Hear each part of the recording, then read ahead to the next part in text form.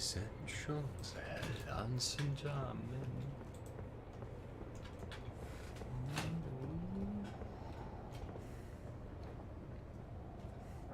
Are live. I just saw a shadow of a guy with the Spear of Moog in the Margit boss area.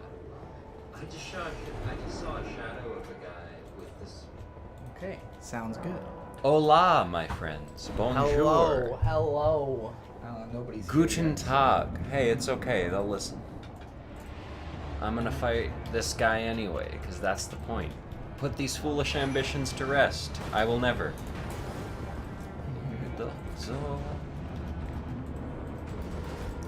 It's Margit the Fell. He's not a nice one. Oof. Some even say he's Bleed fell. does affect him, though. I wasn't sure about that until just now, but bleed does affect him. That is helpful, because I have a bleed Oh, weapon. this is on this side. That's why I want this.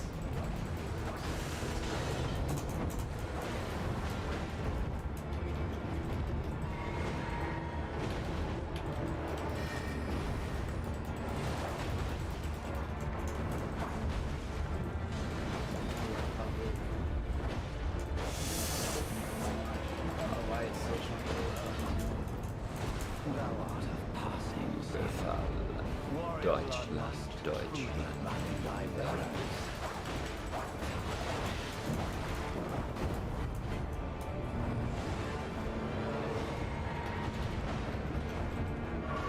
Put these fell ambitions.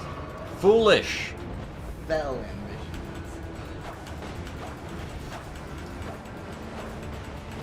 I'm It not says hitting foolish him. in the stream title, but he is Margit.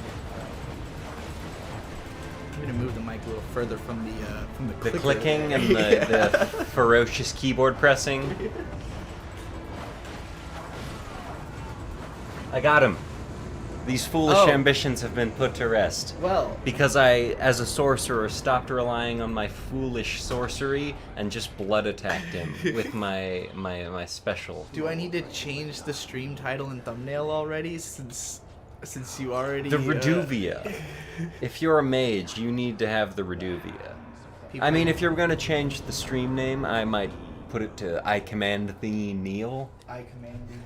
Yeah. All right. Let's switch over. We're gonna put it's Godric, right? Is his name? Godric is the next boss I have to fight, yeah. But I'm out of Cerulean Tears, so I should have rested there.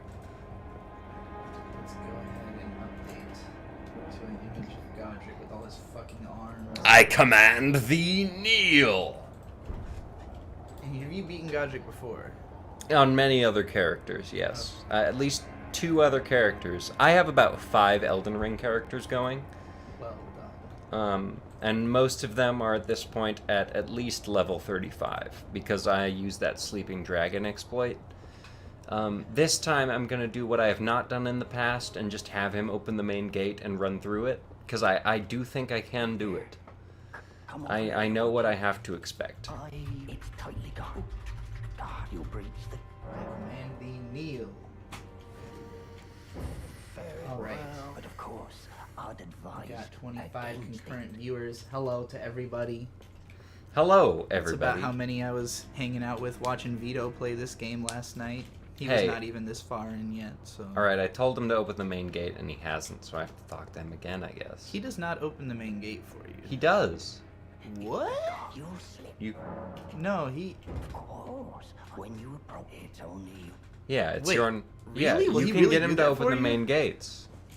I mean, can you even go... There we go, the gates, open the gates. And now I'm gonna stand over here, because there's a bunch of bad guys. I had no idea you could do this. Try to go through the front gate. I didn't... I had killed him initially, but now I guess he has a quest line after an update. Yeah, something about that. Alright, I have to run Wait, so back. you had just killed him, like, on sight the first time you saw him, just thinking he was a bad guy? Well, no, I was told he stole your runes. He does do that. I killed him after beating Godric, because he just stands there, like stomping on his shitting on head. Godric, like, oh, you treated me like garbage, Yes. blah, blah, blah, blah, blah. Well, specifically, he's stomping on his head and saying, "Now I am free and I can do whatever I want. Whatever I want." And I was like, you know, Maybe you can't. I don't trust you, dude. So I killed But his if you ass. do complete his quest line, you get an item that can upgrade your weapon items up to level 25. Oh. Well, So it is shit. definitely worth doing. Yeah. I guess now I regret it. am born again. And before I'd felt hard. good because he fucking... That asshole, not only will he steal your runes every time you die while you're in Stormvale Castle, he steals like 2,000 runes or some shit. Because there was a couple times where I died and I came back with less and I didn't know about this mechanic yet. That's fucked. I didn't know he stole that much. Every time you die, he steals a There's a significant grace amount of right runes. here. I didn't know about this, to be honest with you. Well, what's even funnier is I went up to the front gate, didn't see that little door that leads to that guy, and then spent like 10 minutes running around the front of the castle going like, where the fuck is the entrance to this place? Which, Oh. of course, there is the offshoot here, which I will take. I just Yeah. think it would be a lot easier now that I'm playing Sorcerer. Oh, I should pillage. I don't think it's like going to the front gate is even possible with all those. It all is. those archers. It is very it? possible. You just have to be Wild. really good at dodging, which I am not. Yeah. And now you're gonna find a bird around here. There he A bunch is. of these fuckers are around here. No, it's just this one right here, and then 3 more with fire barrels at the next one. No, the fire barrels doesn't come until you're inside the place. They don't It's have after fire you get barrels. through this phase, and there's no more birds until you get to the next phase. You haven't looked at the area behind you yet, I guess. That whole area, there's birds over there. Well, I'm not And gonna go items over and there. stuff. What's the point of going over there? There's some kind of item. What item? You'd have to go from the left and come like around the hill. Okay. I don't remember what item, but there's a few birds. It is a pain in the ass, so I don't. Even I know kill if them it's in worth 2 doing, hits but- with my sorcery, so I'm not that Me concerned. too, but Here, they're so fast. No, go up. Oh shit!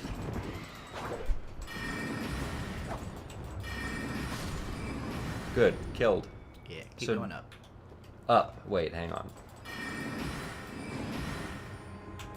That guy's really funny because if you're standing on the next lower platform when you try to kill that guy, the tree actually blocks your spells from hitting him. It's quite obnoxious. So I want to continue just up. go here. Yes. And then up here, hey, there's a little area back there, and there's several birds that will sweep down from the trees as soon as you run out to try to get that item. I don't know where they're actually stationed before they sweep down. I'm guessing in that back tree. I'm the strong one. I'm not nervous. I'm as strong as the crust of the earth is. All right, let's read some chat because there's some people in here. Hello, poor sweetie Eli. Poor sweet Eli, rather. Hello, cartoons with a Z. We are live in the roots of the Yggdrasil, says David. We are live in the roots of the Erd tree. Thank you very much.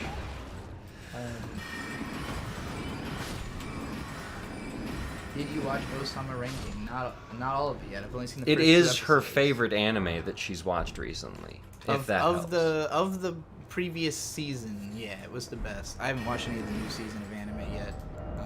Wait, is it started yet? No, I guess it starts tomorrow.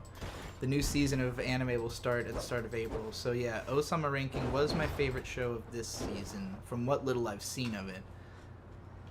Or was that from last season and it continued into this season? I honestly can't remember. I don't remember where we're at in anime or time or like reality or anything like that. Encanto just came out. Encanto. If I fall to pressure, that'll drip, drip, drip, that'll never go. Whoa. If you can't tell, our gamer boy here is also listening to his own music Whoa, on the uh-oh. side. He's got one headphone in the game and one headphone out. They're actually the same headphones, so I can hear what you're saying. If I fall to under the surface. What number playthrough is this? This is So actually, fun fact before I go into this fight, this is the first character I actually made in Elden Ring. He was a sorcerer, and then I thought, sorcery's dumb. Why would I use sorcery?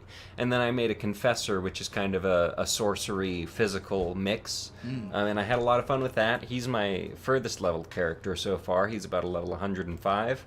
This guy is level 36. I just beat Margit, and I am going up to beat Godric. This is the first. yeah. I've since realized the usefulness of sorcery, especially after fighting Renala. Renala just makes you realize, sorcery's the hack in this game. Yeah. Sorcery rules in this game. Oh, and then you run off cliffs, like I do quite often. We got a $2 super chat from Royal World. Favorite MF Doom album? Favorite- Food. Food is your favorite? Yeah, for sure. I don't have a favorite MF Doom album because I've never really sat and listened to his albums like You that. know why Food is my favorite album? Why? It's the one I've listened to all the way through. Actually, yeah. And it's incredible. I mean, MF Doom he's really an incredible artist. He's a legend. And you and I, when he died... I've only heard Food all the way through, but I've heard plenty of his other tracks, and it's just like, wow, how are you thinking of all of this? And why are you not here anymore? When Doom died, we listened to, like, every Doom All song of Doom. on Spotify on the way up to DC. And, yeah, like, I am not the biggest Doom fan. I think that he's obviously amazing and an incredible lyricist. He has an amazing voice. He was super influential, including on me through his work in the Gorillaz, because, you know, just being doing his verse on November Has Come, you know, had a lot of influence on me as a kid. But you know, like, a lot of the stuff that he did it's almost deliberately unsatisfying musically, if that makes sense. And, like, for me, Similar, and I know this is a strange comparison, but similar to Marilyn Manson. Like, I would say the opposite. Marilyn Manson's music is very satisfying, like, musically, because it's all just like heavy, you know. Like, then let me quantify it closer to the Marilyn Manson from the Pure Villain album. Okay. Like, You're So Vain. Do you know? You're So Vain is a song His with Johnny cover Depp. of You're So Vain.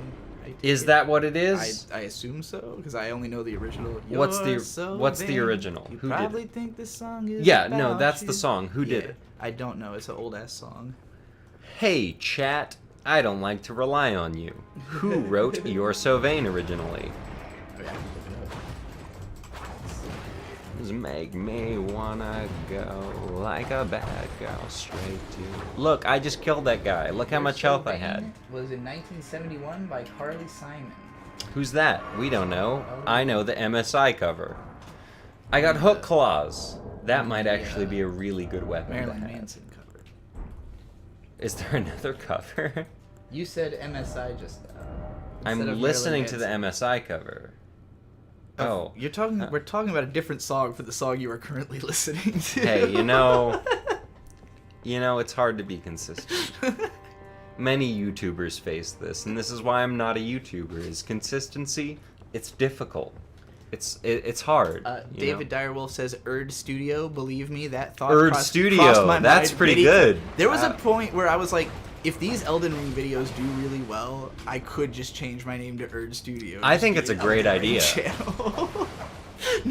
no change in iconography. Well, I mean, yeah, no change in iconography. It's all the same, except I need to make you understand all the actual Elden Ring lore. Oh, well, I'll know that by the time I actually... Okay, who get is there. Redan? Who are Redan's I'm not parents? supposed to know that yet. I haven't gotten that far. Okay, who organized the Night of Black Knives? That would be Ronnie. the Ronnie. witch. Why? I'm not going to get into all that. We don't want to spoil our whole audience here on this game. Hey, audience, do you care if this game is spoiled for you? Lower 'Cause Third says, why not just level 1 character and respec for different builds? I Respec is do not- have a level 1 character for that reason, but I like cheating. Also, respec is not so simple and It's straightforward really in this difficult to game. do, actually. You have to get a specific item, you have to beat the second boss with a great rune. It's a whole thing. Yeah, you'd have to be a solid, like, 40, At 50 least level hours in, 50 to probably. 60, I would think, before you can confidently respec in anything. And even then, you can only respec to a certain degree. It's not like you can totally. Well, so what you can do, you can respec to the point of your class originally. Yeah. So if you picked a wretch, everything goes back to 10. But isn't it only like 3 points at a time? No. Oh, okay. No. Okay. You get the item, it respecs everything. Oh, you go alright. back to your base stats. If you picked a confessor, you're back to your confessor-based stats. I see. And There you go. And then you respec, and then you pick what you want. That's crazy. So, if I'm on a sorcerer right now, I might pull out whatever I called that guy for the wretch I have. What did I... No, I didn't call him Pogrom, because that's my main character. Yeah, I really have to pee. I'll be right back. All right, ladies and gentlemen. the talent of the show has disappeared, so feel free to say whatever you want to me. I won't read it, but I will comment on my gameplay. These guys are really easy, even though I just got knocked by one. I'm a sorcerer, and so I have a lot less health than usual.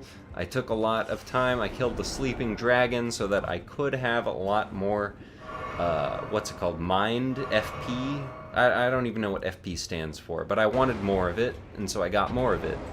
That guy just threw his thing at me, and so I'm just going to spell him to death. It's very nice. It's very great. Sorcery is overpowered in this fucking game. It's ridiculous. Like, watch. See that guy? No, not him, but I might hit him. This guy. 2 hits. 1 hit. I got that guy in 1 hit. That's ridiculous. Now, there is a very hard boss hiding in here, and I'm going to avoid him for now.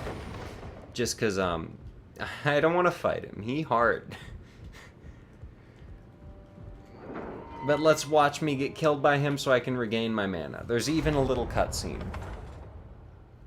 Godric is hard if you're doing it on your own.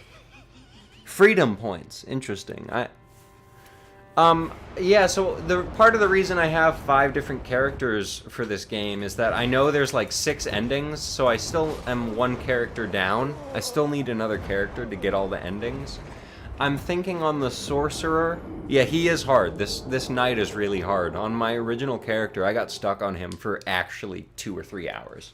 I just realized after the first time streaming this game, I really needed to understand it before I started streaming it. Sorcery is really good early game, but once you get to the difficult bump later game, not anymore. Well, I think it depends on scale. Like, if you're doing a sorcery build, wouldn't it scale? Like, wouldn't it be helpful? I've seen a lot of people at the end game with really good sorcery builds, so I'm just skeptical on that claim specifically.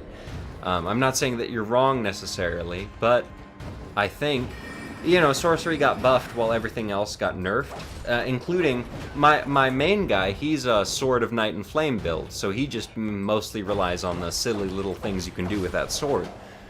So, why haven't you spent your runes on leveling? Any reason why? Because I am at the point where if I were to level up, it would take 8,214 runes, and so I'll just collect them again from that guy and kill him. The bosses get fast, so casting is riskier. The broken melee builds are still broken. Well, I agree with that, but you can always summon your Mimic, and if you summon your Mimic with a melee build, it will distract the boss the whole time. I don't know. I just think sorcery, regardless of the level you are, is broken in this game, because it's a function that Dark Souls, as a game, which is what all of these are based off of, especially Elden Ring, has not had to deal with before. Like, sorcery is just cracked because it is cracked. It's not a function that they've had to worry about, they've had to balance before. They have balanced it. They have had sorcery the whole time. Well, but they made it better, right? Yeah, it's definitely better in this game than it was before. And they actually had to make it even better. Yeah. Based Mimic Enjoyer, exactly. I have never even actually used the Mimic on any of my characters, but I know it is choice. It is the best summon you can get in the game. Like, I may have cheated to get 35 levels in the original bit. Just, you know, run past all that stuff. It's not cheating. It's in the game. Sure, it's in the game. You can do it. But, like, I'm dying trying to get to Godric. I shouldn't be here, but I am. You should be dying trying to get to Godric. You should be here. But no part of the game ever becomes easy just by magically... Sure, and that is fair, but I do... some of it. I really... Like I said, I was level 49 when I beat Stormveil Castle, and I did not feel over-leveled for Stormveil Castle. I spent about 5 or 6 hours clearing everything out of this fucking castle. That's a You lot went of through the time. whole castle, then. Yeah, I did everything. No, that's ridiculous. I've gone through the whole castle on different characters. Well, I've done everything in Limgrave and the Weeping Peninsula. I think there's like 2 bosses you can only kill at night that I haven't killed in Limgrave. That is something I've yet to do on any of my characters, is go to the Weeping Peninsula. You should, because it's really meant to be done before this castle, I think. It's weaker, at least. It's easier than this level is. Okay, fine. We'll visit the Weeping Peninsula. Hey, we're going across the planet. While Ouch. Rashid says, I just beat Godric. Congratulations. I command thee, kneel! I beat Godric on my first try, so maybe I was a little over level. Let me think. On my most recent character, which is the Confessor, and he's very over leveled. He's like 105. I just beat Redan.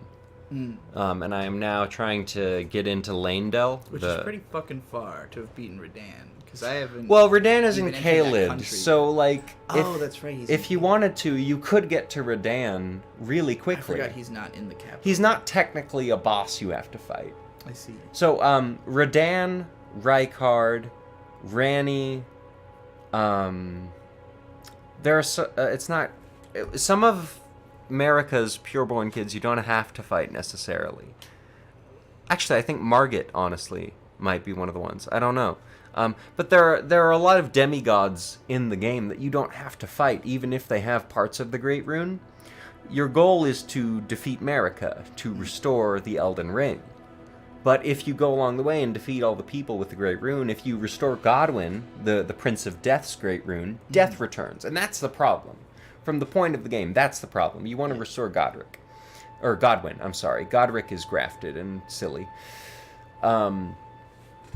It's a really interesting game. So I was telling B this earlier, actually, but this game and Pokemon Legends Arceus have very quickly defeated my favorite game, which is Borderlands 2. And Borderlands 2 is... isn't doing I'm really anything. fascinated to hear you say that, because I wasn't sure how much you actually liked this game. Only because you bought it, and for the first 3 or 4 days, you were playing it a whole lot, and like doing all the research and getting really into it. And then I finally started playing at night times, and I started up writing. And so I bought a my Nintendo series. Switch. Yeah, you bought a Switch, and it kind of seemed like you had lost interest in Elden Ring to me. I was like, maybe it's just This too game much, is still or... great. I mean, it's just I had to reach a point to let you get out with a couple of videos because I wanted that series to come out. It's really good. It's worth watching. I hope everyone who's listening agrees and checks out my Elden Ring series. I really like it. I really like playing the game. I like writing about the game and talking about the game. But it is very stressful to write something and see it not be very successful. And I feel like, can I keep doing this? Like, do I have permission from the world? You know? And that's what it comes down to always as a content creator is are the things I'm putting out the things that the people I am catering to want to see? And I don't know who I'm catering to is part of the problem. Is like... Well, hey, however many people are watching this, what content do you want to see? Yeah, that is a good question. What would you be most Look, excited to Joshua see? Simmons, right there. Joshua Simmons, what a hero. Your Elden Ring series is so good. Something that I do believe, as someone who is not playing these games for story content, Void Gazers is back, actually. It is now on the ASE Presents channel, and it is the new Void Gazers podcast. The new Void Gazers podcast. 3 episodes are out now. The 3rd one came out last night. I think 4. Isn't it 4? 3. Okay, 3. So we'll probably be recording 4 pretty soon here. Yeah, probably. But yeah, the first episode was about the Kanye and Kim drama for the most part. The second episode's about the new Pokemon that got announced. Which, the Scarlet and Violet. Yes. And then the 3rd one was about all of our road rage experiences. Which I was asleep for. Dick Show road rages. Oh, that's right. You went on. Which is the fortunate thing of the new Void Gazers podcast. We will, we get to, if one of us has something to do, it'll be at least 2 of us, if not 3, people on talking about stuff. You don't always want to hear from all of us, and that's completely understandable. Especially me. I'm very heavy-handed. I want you to buy me a truck. Leaf Blady with $5 says, "Hey, I was curious if you talk about Magireco because I've seen no major YouTubers speak on it. Let me go look up what that is first." If I may take a moment to recommend one of my favorite musical artists, and that is Fantastic Negrito. Go ahead. Sorry, Magireco is a Magia Record, which is the sequel spin-off series of Madoka Magica. I only ever saw the first episode of it, but I really liked it. It was visually like really out there and creative, which obviously Madoka Magica was already, but it felt like with Magia Record they were like, because they already are dealing with a successful franchise, there's no need to kind of like lure people in. It was like, no, we already know you like Madoka Magica. We know you like this, you know, like this whole idea, this conception of this universe. So we're just gonna go like really crazy with it.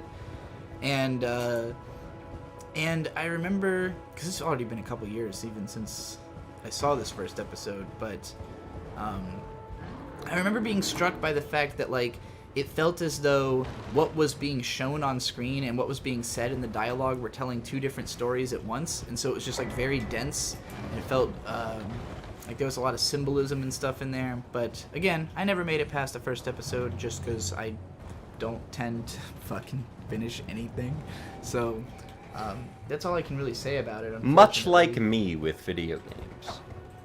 Never finishing them. I have played more video games than I have finished, which I imagine is a pretty common experience. Yeah, I would think so. But I have played less video games than most people have. That might be true. I've probably played about... I can tell you it's true. How many video games do you think you've played in total? Total? Yeah. Maybe 20. Maybe. Hard maybe. 20? Maybe. Video games ever? Ever. That you've ever played at all? Maybe, but okay, sure. I've watched you play 20 video games. There's Sure. no way you've only played 20 video games. Okay, name them. What are the 20 video games you've watched me play? Okay. Borderlands. Borderlands 2. Borderlands the pre-sequel. Assassin's Creed Odyssey. Assassin's Creed... You never played Valhalla, right? Nope. But I know you've played 2, 3... Nope. Never played 3? Nope. Okay. Neither of them, actually. You never played 2? No. Oh. I took a 5-minute journey into the earlier Assassin's Creed games, but the controls are so poorly optimized that it's not worth playing on the computer. It is one of the games that I would agree, yeah, no, you have to play it on the console, because otherwise it's pointless. It's really difficult. I didn't know that. Yeah, so I skipped 1, 2, 3, all of those games. The first Assassin's Creed I played on the computer was Black Flag 4, or 4, Black Flag. Yeah. And I didn't play through that game. I got very like the second quest in. Okay. And I was like, eh. So we've got some Assassin's Creed games you've played. I've played some Assassin's Creed. I've played some Borderlands. I've played some WWE games. WWE. I've Red played Dead some Redemption. Super Smash Bros. Some Red Dead. You've got, let's see. I'm trying to think of all the games that we've like played together. Yoshi's Crafted World.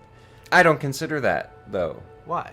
I have to have like if I'm Okay, well now the rules are different. 'Cause we're Sure, talking about... shifting goalposts. Yeah. But like for me to have played a game, I consider like I have to understand the mechanics. You didn't understand the mechanics of Yoshi's Woolly World? You jump No. and you throw eggs. We played like 3 levels of it.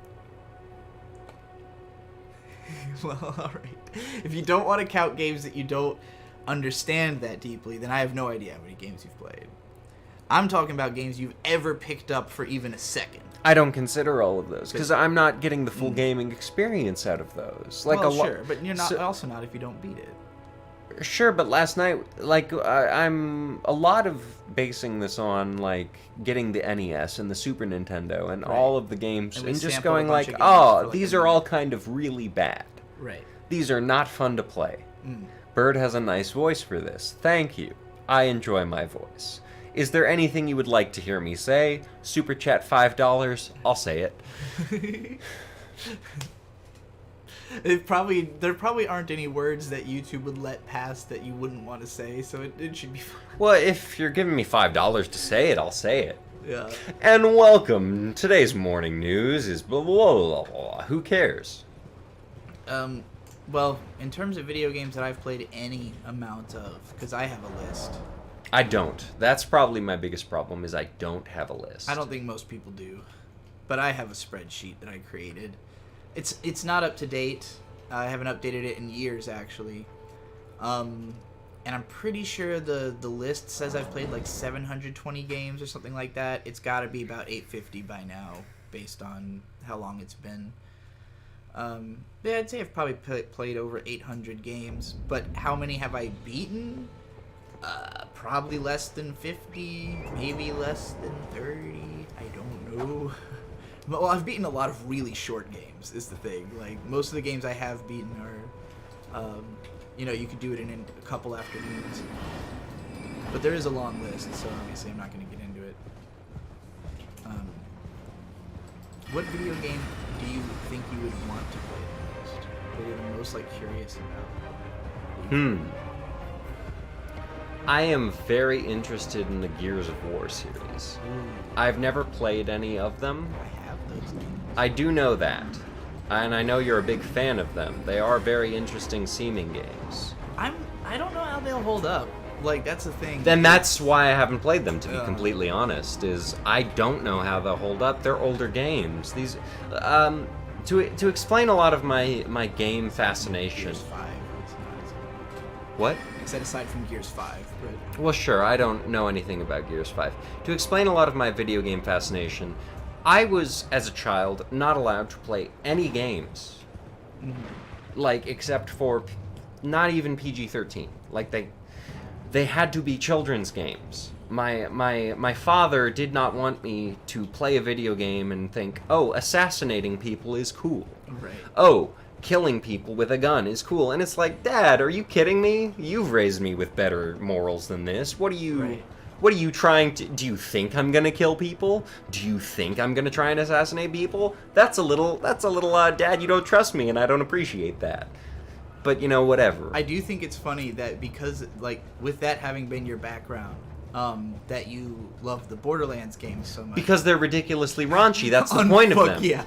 So you used to be playing Borderlands 3 in the middle of the house, and I would walk through the room and honestly kind of get terrified. It's a ridiculous video game. It's so loud and violent. It's unbelievable because every time you kill an enemy, they explode into giblets. And I don't even like Borderlands 3.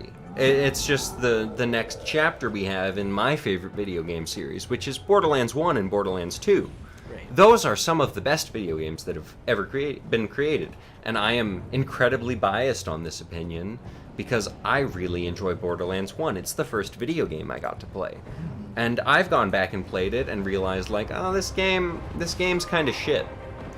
And I just got killed by the tree sentinel because I wasn't paying attention. That was pretty surprising. I didn't even realize where you were at that moment. Yeah, me neither. But anyway, so, Borderlands 1, I've gone back and played it, and the nostalgia fade off really quickly. Does Bird only play games with horses? No. Though, the two games I've been playing very heavily are Elden Ring and Pokemon Legends Arceus, and granted, that is a weird year, but, yeah, lately I've been playing games with horses. Assassin's Creed Odyssey also had a horse. But for real, if Borderlands just stuck to making... Well, sure, okay, lower third. Borderlands is mid-IMO. Sure, that is a fair opinion. Especially with the newer games. The pre-sequel, 3, and Wonderlands, from what I've seen... I'm including the what I've seen for Wonderlands, because it just came out, 2 days ago. From what I've seen, it's a lot of the same. And I'm not okay... I don't like that. The Borderlands 2 was written by... Anthony Birch. Anthony Birch. And it's my favorite video game writing I've ever come across. It's incredible. Borderlands 1 and 2 are very funny, very cute, very in their own niche. Do you buy physical copies of games or downloads? It depends. I bought a physical copy of Pokemon Arceus because it's cheaper at Walmart. Yeah. I bought a download copy of Elden Ring because it's on Steam, and you can't find it in Walmart. Right. And we didn't have another console to play it on, so might as well be on PC. Personally, No, but that's my other thing is, if you're not playing on a PC, you are playing games at a disadvantage. I don't care what level your PC is at. I don't care if it's worse than an Xbox One. You can make it better. If you're not making it better, you should be. It's hard, though. It is, and that is why I am saving money and constantly pricing out parts for your new computer. Yes. Yang? Who's Yang? I don't know. Yang Yi? I have never heard of him. Alright. As for me, I prefer physical copies if I can, because of the fact that you can resell them and like it's an actual, thing. But then own. you lose the game. If you're an idiot, I've never I won't say never. When I was a kid, I lost a couple games, Game Boy Advance games, but If you sold them, you lost them. But this is me trying to bring up a problem with physical copies. Like, well, sure, I understand that. there's a lot of problems with physical copies. And there's a lot of problem with digital copies, too. Yeah. Which is, the problem. Yeah. But if I can get it physically, I would prefer to. But digital stuff goes on sale way more often and more visibly. So like, if it's the option is between buying it for $15 as a download because it's on sale, I will probably do that sooner than. But like usually physical copies are cheaper because the store is just trying to get rid of all this old bullshit they don't want, and meanwhile the company is like, well, if we can still make $60 off of this 20-year-old game, then we will, So it can really depend. Tree Sentinel is difficult. I forgot to have him destroy the church for me before I killed him. That is helpful, yeah. No, it is harder with Sorcerer. I see you, Wal Rashid. I had killed him with a bow and arrow originally, and that was a lot of... Wali Rashid. Wally? Yeah, it? it's an I. Oh, I see. It looked like two L's. Anyway, the point being, yeah, it's a lot harder with Sorcerer. I knew that. I knew that going into it. I still want to kill him. And Max2082 says, I'm old, so I've played a lot of games. I was 4 before the Nintendo came out, which means that you are... Which Nintendo? The NES. That puts him at 10 years older than me. 40 years old. Congratulations. Happy birthday. I was born after the Super Nintendo had been out for a year, I think. And then I think the Genesis might have come out in 1991. I'm not sure. I was born during the good old 4th console generation. I just remembered I can equip the twin blades now. Hell yeah. One physical copy of a PS4 game costs like $50 here. Yeah, it depends on the game, but it can be the same here. It also too. depends on where here is. Right. Like, I don't know. You buy a game where it wasn't manufactured? Sorry. I really feel bad for you. It's gonna cost a lot more. Like, we bitch about $60 games, but... Australia, it's ridiculous. They cost like twice as much what they do here. But yeah, then no, again, money is also different. And they live in, granted, a hellscape, but a slightly better hellscape. They do make like twice what we make. They make twice what we make. They have half to 3/4 of their country to just run around if they have a 4x4. Yeah. Like... Well, and a death wish. Hell, if you don't have a death wish, why are you living? Shit, that's a D. It's actually my opinion at this point. If you don't have a death wish, why are you alive? What is driving you to do things? Unless you can give me a good answer, I don't trust you. Kurt Schneider says I was born when the Switch came out. When was that? It's like 7 years ago or something like that. Happy 7th birthday, Kurt. I'm very happy for you. Let's see if I can kill Bloodhound. I doubt it, but I'm oh, I should get the Sight of Grace. You can also have help on this fight. From, Where? From the Wolfman. Blade? Yes. I still have yet to actually naturally trigger him. Look to your right and you'll see that big the minor Erd tree. Go to that and he's in the woods over there. Okay, let me hit the Sight of Grace first. Okay, so this is what'll happen. When you go into the woods... You hear a wolf Yeah, howl. you'll hear a howling, and then after you've heard that howling, you have to talk to Kale, the first merchant in the Church of Ella, and he will tell you about Blade, and he'll give you a gesture that is snap your fingers, and he says... And then you go back to the same Yes. place and snap your fingers. You snap your fingers after healing the howl, and then Blade will appear, and he'll be like, hey, let me come help you kill that asshole in that Everjail. You know, if you kill him, you can get his armor and his greatsword. I did, because I have his sword. It's really... I want to use it. I don't have enough dex, but it looks really good. Especially because I play a bleed build, and it is... Nope, I'm gonna die.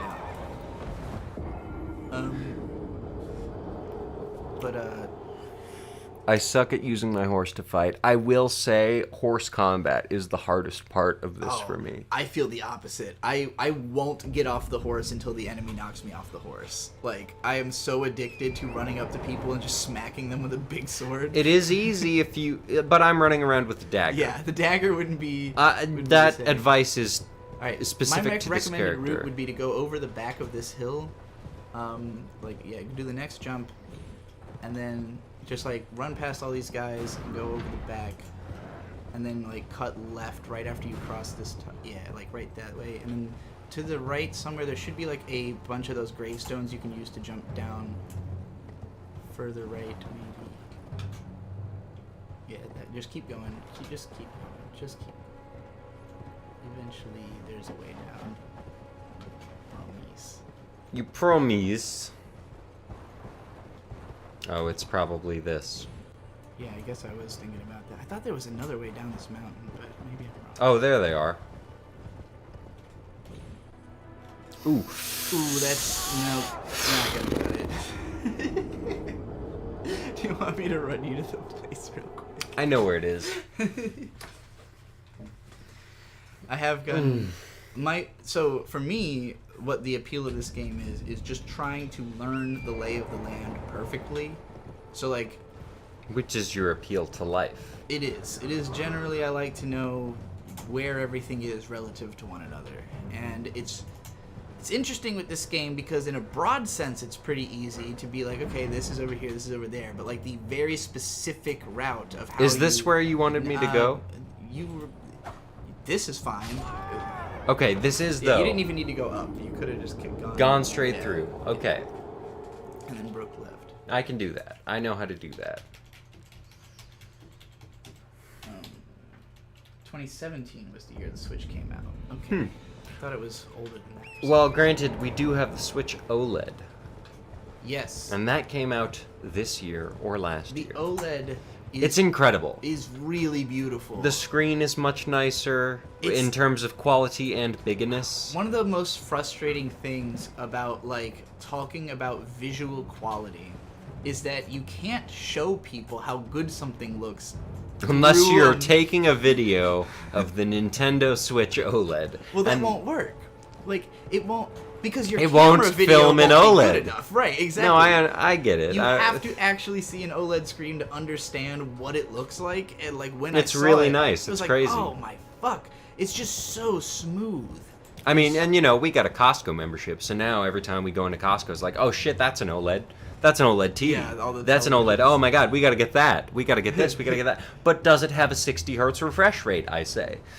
Yeah, it's a big question, and I doubt it, unless it's a monitor. But yeah, the They make gaming TVs. OLED Switch is. Where am I running to? You're going the right way. Just keep heading into the forest. Maybe up that way to your left.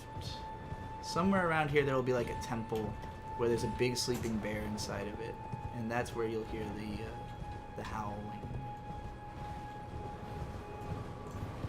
Uh-oh. Yeah, I know, right? My stamina bar just got activated. Why? Those little flower guys, they were trying to shoot. Oh, that's bears. fine. They just try to poison me. I don't care about them. I care about the bears. Well, the big flower will rain down fucking shit. on It's you. got to be That it's that temple that's on. Or no, it's not. That's That thing, Yeah, right? that thing. That's what you want to get to. There'll be a bear sleeping there, and you'll hear. What is that? 2? Yeah, that's 2. A lot of phones are OLED, so you can tell the difference by watching on your phone. That is true. There's a lot of good. Hey, Samsung chat. OLED. How do we feel about the Samsung Galaxy Flip? I really like the idea of oh, there we go. There's Fold, you mean? the Flip. The Fold is the big one. Oh, okay. I am interested in Oh, I know the smaller what you're one, the flip phone deal. I want a flip phone. I want the smallest phone you can possibly have. Hey, you might as well just teleport to the Church of Ella. Well, once enemies aren't focusing That's- me. Yeah. I think that big bear is probably still on your heads. But yeah, I've been thinking about the Samsung Flip for a while now. I switched to iPhone a little bit ago, and I dislike it greatly. It is great to have a small phone again. Wait. Well, you're back. Landon says, I never realized Black Lagoon looks like garbage. It does kind of look like garbage.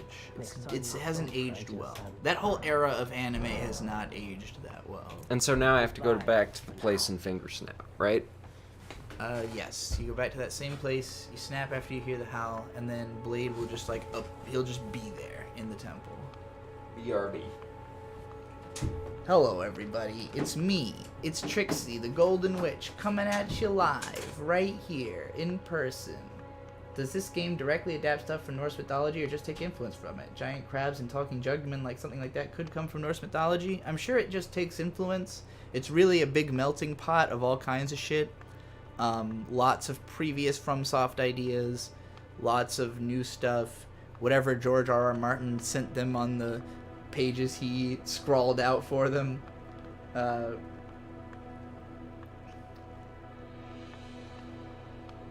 Vara with $2, Vara, or Vera, maybe. Rant about AEW based on the nothing you know about it. That's a wrestling promotion, right? Let me make sure I know. Because I know A and W is a fast food restaurant. All Elite Wrestling, based in Jacksonville, Florida. So it's Florida Man, the wrestling division. Kenny Omega's from there. I know him. I've seen that guy. He's good. I think he's like sort of a legend of modern wrestling.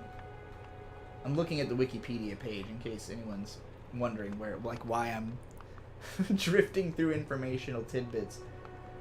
AEW Dynamite and AEW Rampage. Okay, so it's wrestling.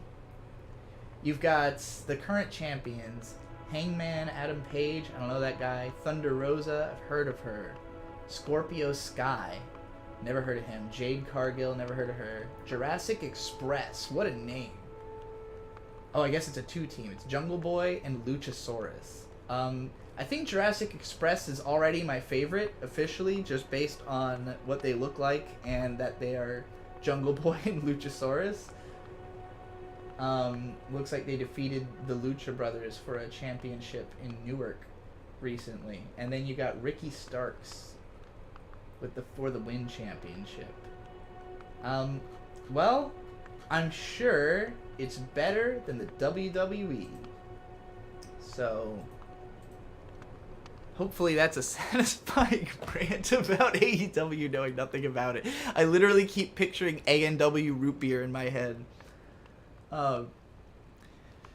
Is AEW, and I'm thinking of NXT as like the like minor league WWE. I don't really know anything else about AEW. There you go.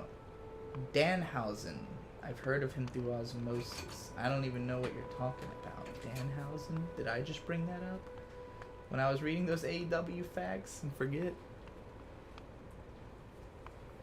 Do you know anything about AEW? AEW? American Elite Wrestling? Yeah. No. I know that Shinsuke Nakamura is amazing. There you go. I don't even know if he's part of AEW. I don't think he is, but Shinsuke Nakamura is Shinsuke's amazing. great.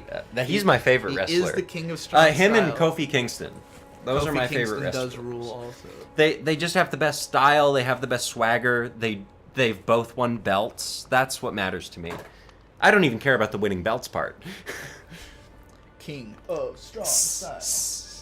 It's a heavy Danhausen is lift gonna with a be gift so humbling. Always left Abuela and the family fumbling. Grappling with weapons that couldn't understand. Do you understand? 7-foot frame. Rats along his back when he calls he's still your listening name. to It his own all music, if fades you, to can't black. tell. Yeah, he sees All right, your play more dreams. games. We've been He sitting here staring feasts at on this. the screens. We've been staring at this. We non-moving don't talk screen. about Carly. No. We do have to talk to Kale, though. I did. Oh. Well, then now it's time to go to the woods. He told me I'd grow a gut. Into the Hey woods. guys, real quick. Remember Into the Woods?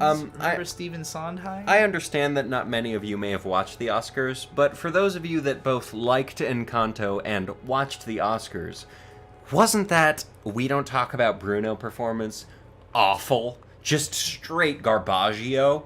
Why did Megan Thee Stallion have a verse? Why was it not We Don't Talk About Bruno at all? Why, like, it just didn't make any sense. It just confirmed to me, oh, Hollywood knows how to strike gold unintentionally and then go, hey, what if we did that again? And then miss it. Yep. Rant about Masaki Yuasa's Kaiba. All right, Lucky is free with $5. Kaiba is a show directed by Masaaki Yuasa from 2008, I think. It's a sci-fi series. It's got really fucking crazy visuals that feel like some sort of Time drug for trip dinner. or something.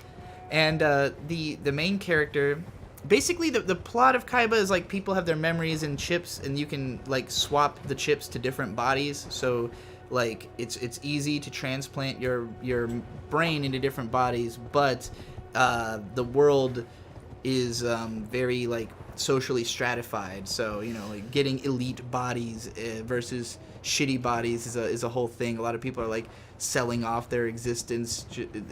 It's full of dark, interesting, trippy sci-fi like twists that, like, when the show I don't know why you keep jumping down these big cliffs. Like when Kaiba first came out, I didn't get it. I had watched the first episode and I just took it as like a bunch of trippy stuff. Like I saw it as like, oh, it's just trying to be like weird, and really it's not. The script is actually pretty normal. Like if it weren't for how crazy the presentation was, art style wise, like if it looked like a normal cyberpunk anime, it would just be regarded as a cyberpunk anime, which it is. But like, it's the fact that it that it has that aesthetic and that it feels so disconnected from reality because of it, that it it creates its own world that just is like so alien, but the ideas are all relatable. And I think in a way the alien nature of the visuals makes it more palatable. Like there's a lot of stuff that comes off as more like kind of ironically funny than it would have if it was more realistic. It would feel like darker and sadder and just like more fucked up, because a lot of fucked up stuff happens in the show. And like there's a lot of really crazy sexual content that I think would read very differently without the art style. Like the whole sex scene in the second episode where the woman like explodes into green sludge or whatever, like really awesome, weird, trippy scene. If you imagined that with like a realistic art style, I don't even know what to picture, first of all, but it wouldn't go down so easy, I guess. So I think it's a really cool show for those reasons. I remember feeling that the second half, or at least the like last 5 episodes, had kind of let me down because it felt like it became too much of like a standard cyberpunk story, like as opposed to just kind of exploring this world and dealing in all these trippy ideas. It became like, okay, now we have to like save the day and change society or whatever, and that felt like it was almost too grandiose for the narrative of that series. Like it didn't need to have a big crazy ending and like get so plot heavy to me. But that's just my personal opinion. I know a lot of people disagree, but I think like the midsection is the best part of Kaiba. And the opening theme is pretty good. And the music is really good and memorable. And like, I can hear the instruments in my head. I can't remember the exact melody of the tune that like plays throughout the show, but I remember what it sounded like, which is interesting. I definitely think you can see shades of Kaiba in like Space Dandy and obviously other stuff Yuasa's worked on. And that's about all I have to say about that. So next up, Andrew Engelman with $2 said, please rant about Godzilla and or I'm Gamera. gonna roll myself up in a big ball, and What is that from?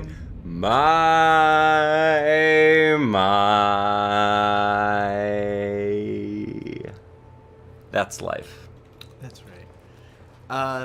So Godzilla. I am very interested in the new 3D Kirby. I don't think it needs to be $60. Yeah, that's my opinion as well. Anyway, I gotta answer these super chats. Godzilla, I became a fan of when I was like 6. I had a friend who was big into the Godzilla movies, and he showed me a couple of the VHS tapes.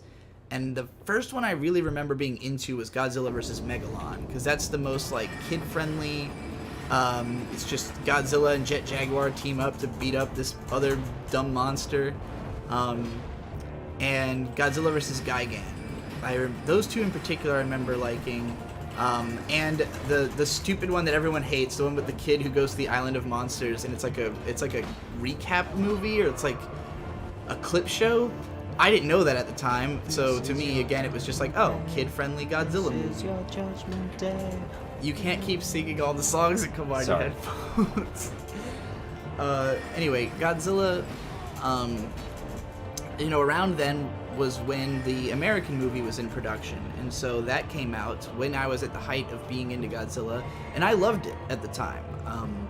I didn't see it as like especially different, and also it was more exciting all the way through, because most of the Godzilla movies, like, I would find the first half completely fucking boring and not care about what was happening at all, and then finally the monster shows up and it becomes a movie. So with the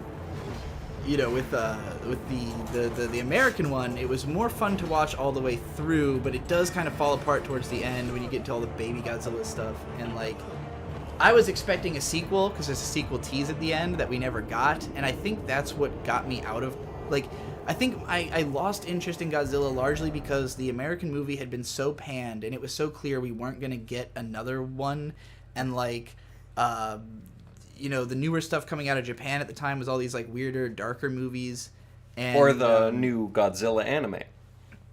Singular Point. That would be much later, much later, and darker. That show's pretty lighthearted overall, I would say. But yeah, like, so I was really into Godzilla in the 90s. You gotta remember. I would say I never really, I never became as huge of a Godzilla fan as a lot of the other people I know, because it didn't stick with me, because I got into, like, Pokemon, and that pretty much became my life for the next 4 years. But, in the 2000s and 2010s, eventually I met other people who like Godzilla. I remember when Godzilla Final Wars came out, I watched that. That was a lot of fun. Shin Gojira is one of my favorite movies of all time. Hideaki Anno, obviously, is like one of my favorite directors, so it's not a huge surprise.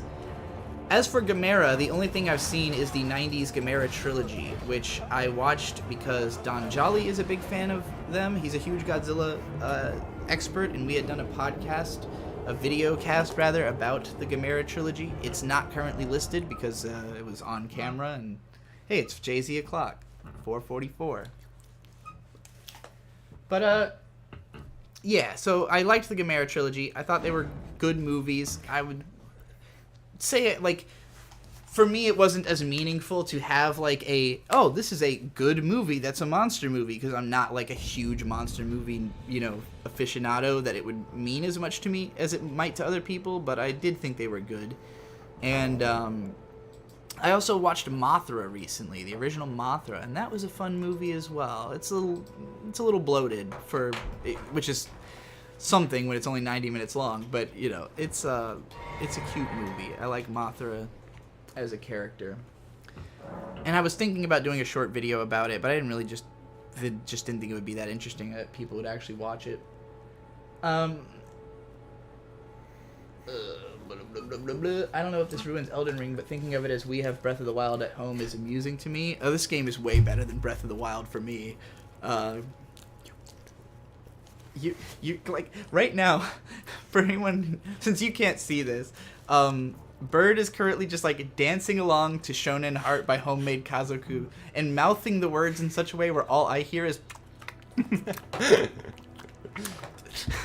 It's such a good song. But underneath all those mouth noises is Shonen Heart, the Eureka 7. I don't know the lyrics. I kind of know the lyrics to the Attack on Titan theme songs. But I don't know this one, and it's just so smooth. It's so good. I listen to it every day on the way to work. It is an amazing song. It is one of the few few Japanese rap songs I do know the lyrics to. Alright, I'm falling behind on you super gotta chats. remember. We gotta catch up. There's actually a number of them. I'm We're actually doing gonna good. tell your name. Come on. M says, rant about why you still haven't seen Dragon Maid Season 2. Why don't I first rant about why I haven't seen Dragon Maid?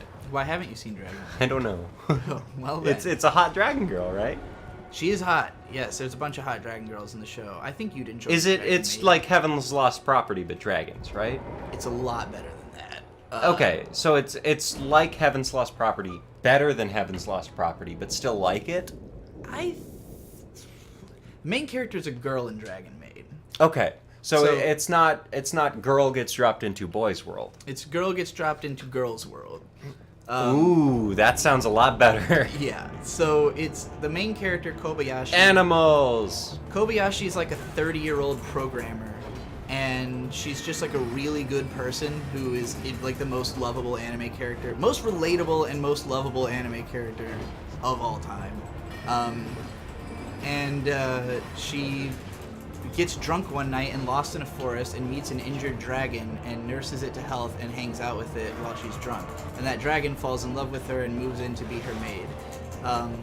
So Kobayashi doesn't really want to have a dragon maid, and because the dragon maid does not understand human culture in any way, shape, or form, she's not necessarily good at it. So that's where the comedy derives from, is, you know, like, dragons are arrogant and think that they are superior to humans, that humans are just dumb little worthless piss babies. Which they are. Yeah. So it's a really fun show. The first season came out back in 2016, I believe. And my coverage of it was one of the videos that helped to blow me up. So for sure, it would be a good idea for me to cover it more. And at the time, it was the show was a big deal. It was like the hottest new show that came out that year. 2019, I believe it was, they announced the second season, and they were working on it, and then an arsonist lit Kyoto Animation on fire. Hey, you've told me about this. And killed the director. So the guy who directed Dragon Maid, one of the greatest directors out there, he died in the arson fire on Kyoto Animation. May I just say, and this might be a little bit of a hot take, you should not do that. You should not set anime studios on fire. Yeah. That might even be a bit of a cold take, honestly. It may be, you know, considering that it has happened. Yeah. So anyway, I just meant because, you know, it's the opposite of hot fire, it's non-fire. He died, and then they finished the show about a year later, and it finally aired. And I believe season 2 came out probably not too long after you and I started dating. So you haven't seen the first season, so that's part of why we haven't watched it together. I am in such a different place in life that I don't even know how I would react to the first season, you know, rewatching it today. So that would be an interesting experience in and of itself. I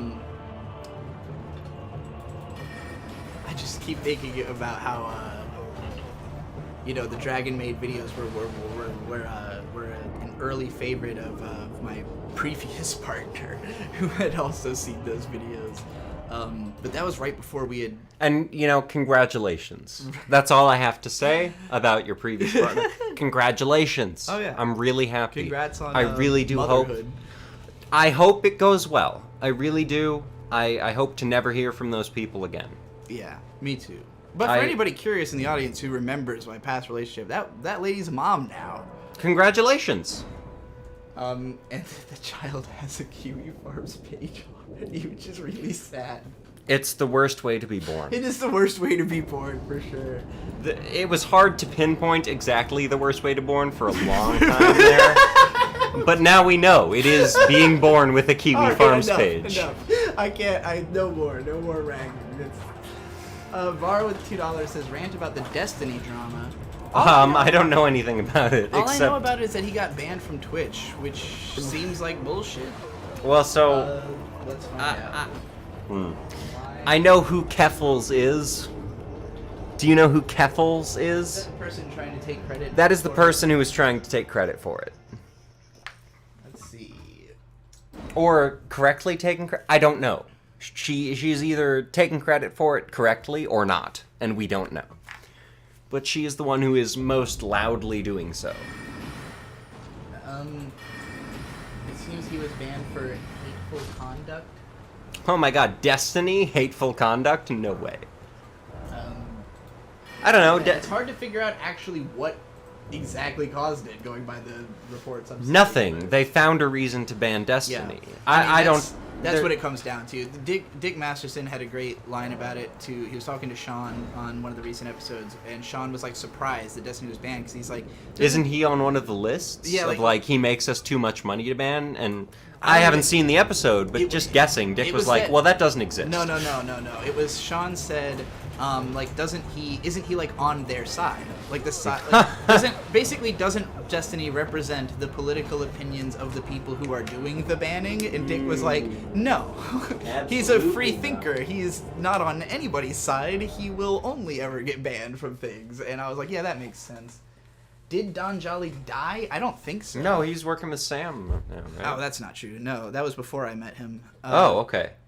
He is. I mean, last I know, when he came to see me, he was moving to Austin. It seemed like he had a tragedy in the family, and then he disappeared from the internet completely. So Good for him. That's how you should do it. yeah, I mean, I don't know where he's at. I hope he's okay. Me too. He's one of the best people I've ever met, for sure. So Who built your computer? Was it him? No. It was... Don Jolly is a guy I only met once. Okay. He's a dude who, he's long history of being an internet shitlord deep tier. You know, comes from like something awful. He seems background. like it. Yeah. I don't know a lot about him except for what you've told me. Yeah, and he was working with Sam Hyde for a while in New York and living in a like a warehouse, like an abandoned Cool. warehouse, and he had no identification and stuff. And then he moved to Texas and he got his life fixed pretty quickly. But yeah, again, something tragic happened and he disappeared, and I haven't heard anything. I've never heard from him. People ask me about him all the time. I don't know any better than anybody else. And like, people just ask me because I introduced him to a lot of people. Like, I basically found this dude and was like, everybody needs to know about this guy. He's amazing. And then he kind of disappeared. So people keep asking me, but I was never like super close with him. So it's not like I'm not the person who would have tabs on the guy, basically. So I hope he's okay as much as anybody else does. But you know, like Destiny, these are people who are way too smart to fucking be allowed to exist in this world. So who knows what the Well, fuck no, happened. they're smart enough that they're not allowed to exist in this world. If they were smart enough, they simply would. If they were smart enough, they would have realized. that they have to simply Kowtow. yeah. Well, I mean, and Don is more the type to, you wouldn't know if he was still around or not. He would just know how to disappear, you know. So that's why I don't want to tell, like, even if I did know where he was, I'd be like, well, I don't know if he wants people to I don't know where if he is. I you am know? the Like, person to tell you where he right. is. Well, I don't know if I'm the person to look for him. That's Sure. more what I'm thinking. It's like, I don't want to go find this dude if he doesn't want to be found. If he wanted me to know where he was, he knows how to reach me. I'm fucking on the internet, you know. But Correct. he hasn't reached out to me, so as far as I know, you know, I'm not As in far the as plans. you're concerned, that's not an invitation. And you... Exactly. Why would you try to... Exactly. You know- you get it. You wait till you're invited, and then you talk to the person. Right. Sky Kazukame with $5 says, rant about anime and video games that you love to hate, or love even though you feel you should hate. Mario Kart 64, I hate it. I got a Switch, as we mentioned earlier, and we played a little bit of Mario Do you Kart love to 64. hate it?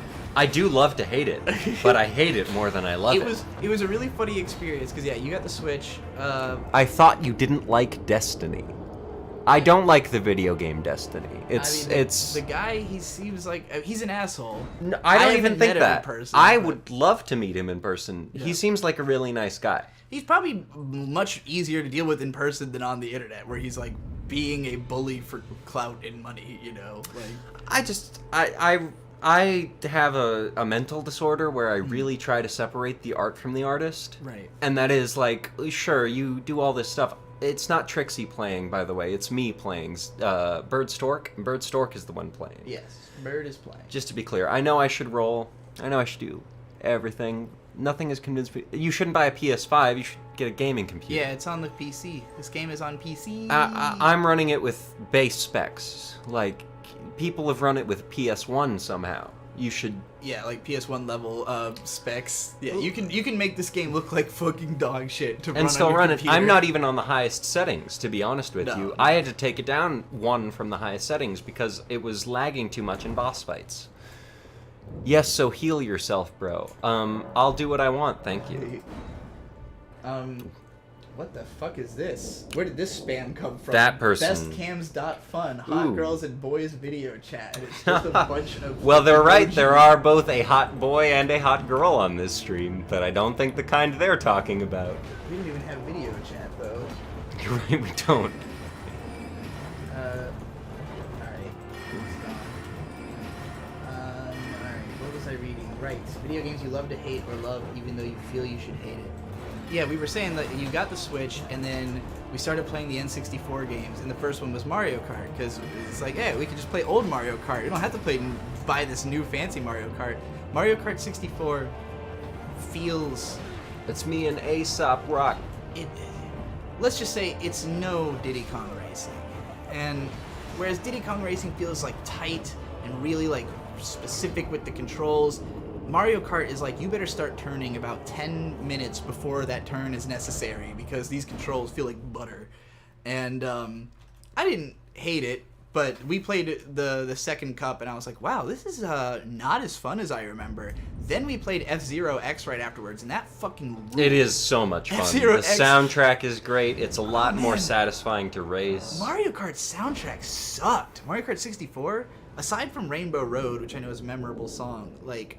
Most of the music was bad. Real quick, Archelon, JonTron is still around and still making videos that I think are really good. Yeah, JonTron is the biggest he's ever been, actually. I would think so.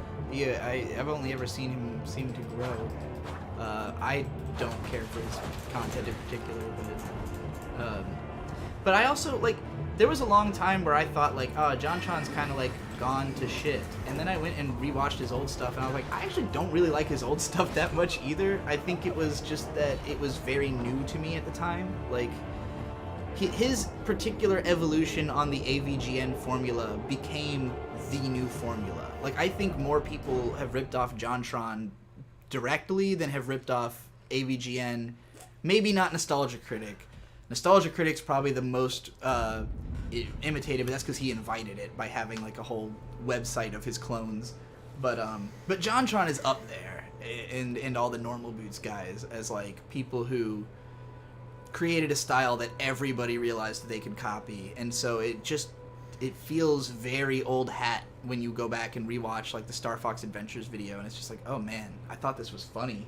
When I mean, a lot of his old videos just aren't even up anymore. That too, yeah, a lot of them are just gone. So, like, I became aware of JonTron with My favorites are all gone, I should say. I became aware of him with the Flex Tape videos, which are incredible.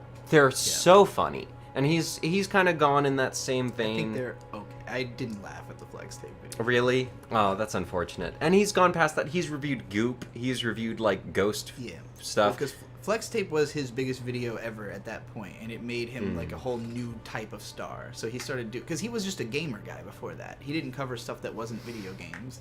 He did, like, a couple movies here and there, but, like, it was when he started doing stuff like Flex Tape and workplace safety videos. And these or like, really old broadly video accessible game packs. Like you could buy a thing and that's it just one of had my a bunch favorites is that video where he was talking about all the old like you just shit. buy a controller and it's got games inside of it. Which I grew up with, like the SpongeBob one where you have to stack sandwiches. That was my shit growing up. Are you kidding me? But you know, past that, he puts out about 2 videos every 6 months. Yeah. And you know, they're always worth it. They're always very high production value. Which, if I'm looking for anything in content to watch, it is that I want it to be watchable all the way through. And JonTron's videos are watchable. They are all the way through. My favorite JonTron videos are Malkovich's Gaming Guilty Pleasures. Oh, Paru. Paru Sorrow at $10. Hey Trixie and Bird, what has been your favorite part of Elden Ring so far? Ooh. I have not gotten to it yet, so I can't necessarily count it as my favorite. You haven't gotten to your own favorite part. But so Praetor Rykard, one of the optional bosses, his area is called the Volcano Manor, and it seems like one of the coolest areas in the game. And I'd have to switch to my higher level character to even try to get over there, because I'm just fuck it. I died. I've died like too many times to this guy. We'll switch to my higher level character. Did you ever summon Blade? No, I didn't ever snap. Oh. You I didn't forgot. ever snap. I completely. Okay, we'll go summon Blade. We'll try this again, and then we'll switch to the higher level character. So, man, unlike you, I haven't spoiled myself for too much past where I've been in this game. So I have pretty much 100%ed Limgrave and 100%ed the Weeping Peninsula and the Stormvale Castle. So the first moment that blew my mind in this game was definitely going down the Siofra Riverwell, because that was the moment where it's like... So much ado has been made about how big this game is, and I think a lot of people, like, that moment sinks in for them when they take that elevator ride and they realize, like, oh, there's underground stuff that could be almost as big as the overground stuff. I have no idea how big this game is. I still don't have a full picture of it because I haven't spoiled myself completely, but from the glances I've gotten, I think the game is a lot more dense than it is just large, like any of the Souls games. I don't even know how, like, aside from just sheer land size, I don't know how much bigger it is in terms of, like, actual content than the other games, which is something that I've been very curious about, trying to, like, determine, like, is it like a... You know, is it like twice as large, or is it like 40% larger? You know, like how much bigger is it really than... How much bigger is it than Pokemon Legends Arceus? And that game's pretty big, too. It is crazy. That's the other game I've been playing. This is my first journey back to Elden Ring in about a week, maybe a week or two, after playing and getting to the post-game of Arceus. I haven't caught Arceus yet because I haven't completed the Pokédex. But I'm on the Thundurus, Landorus, and whatever the other one's called quest. So I have to get them. I have to get a bunch of other regular Pokemon. And honestly, it's incredible. It's just so much fun. I like that you have to fill the Pokédex in other ways.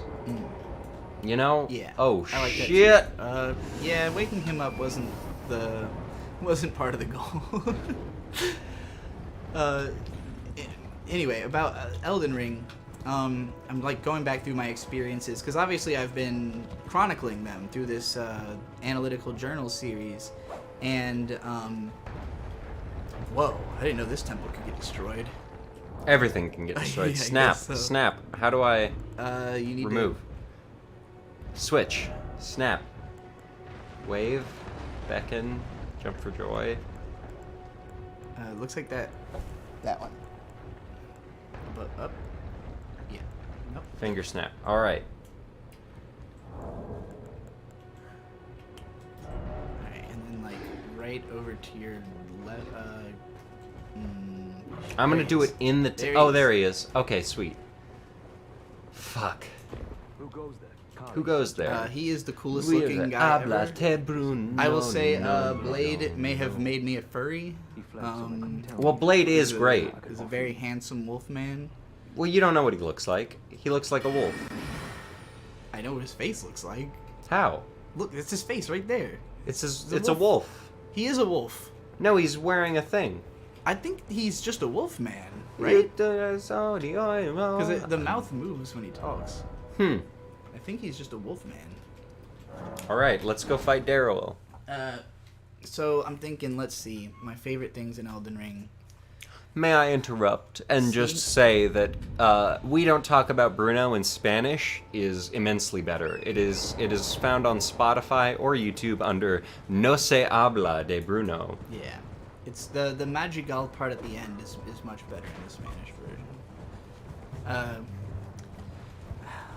Like I loved seeing these. The thing about Elden Ring is that like it's really a lot of small things that are cool. More And they so add than, up. Like yeah, like these little dudes right here. When I found this hillside for the first Where do I time, summon Blade? he should be just nearby somewhere. I don't know. Do I need to go into the Oh thing? yeah, you do have to go into the thing. He'll be in there. That's right. But yeah, like so, it's like coming to this Everjail for the first time, seeing the Tree Sentinel, seeing the Siofra Riverwell.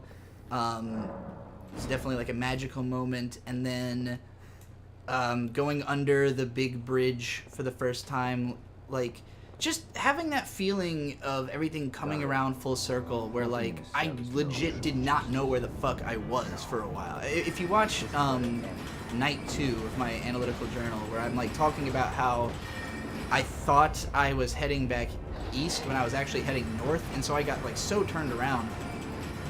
And then like after night 4 I did a lot of research and I really started learning my way around the game. So at this point, like, I know my way around Limgrave and the Weaving Peninsula pretty fucking well. I could probably tell you how to find anything you were looking for there. Because I spent so much time just running around. Hey, real mapping quick, it out. anyone who told me I had to dodge or heal for this fight, fuck you. All you had to do was bring Blade. Yeah. That's sick. Yeah, about that Bruno. I really need to know about Bruno. Give me the truth and the whole truth, Bruno. Isabella, your boyfriend's here. Time for dinner.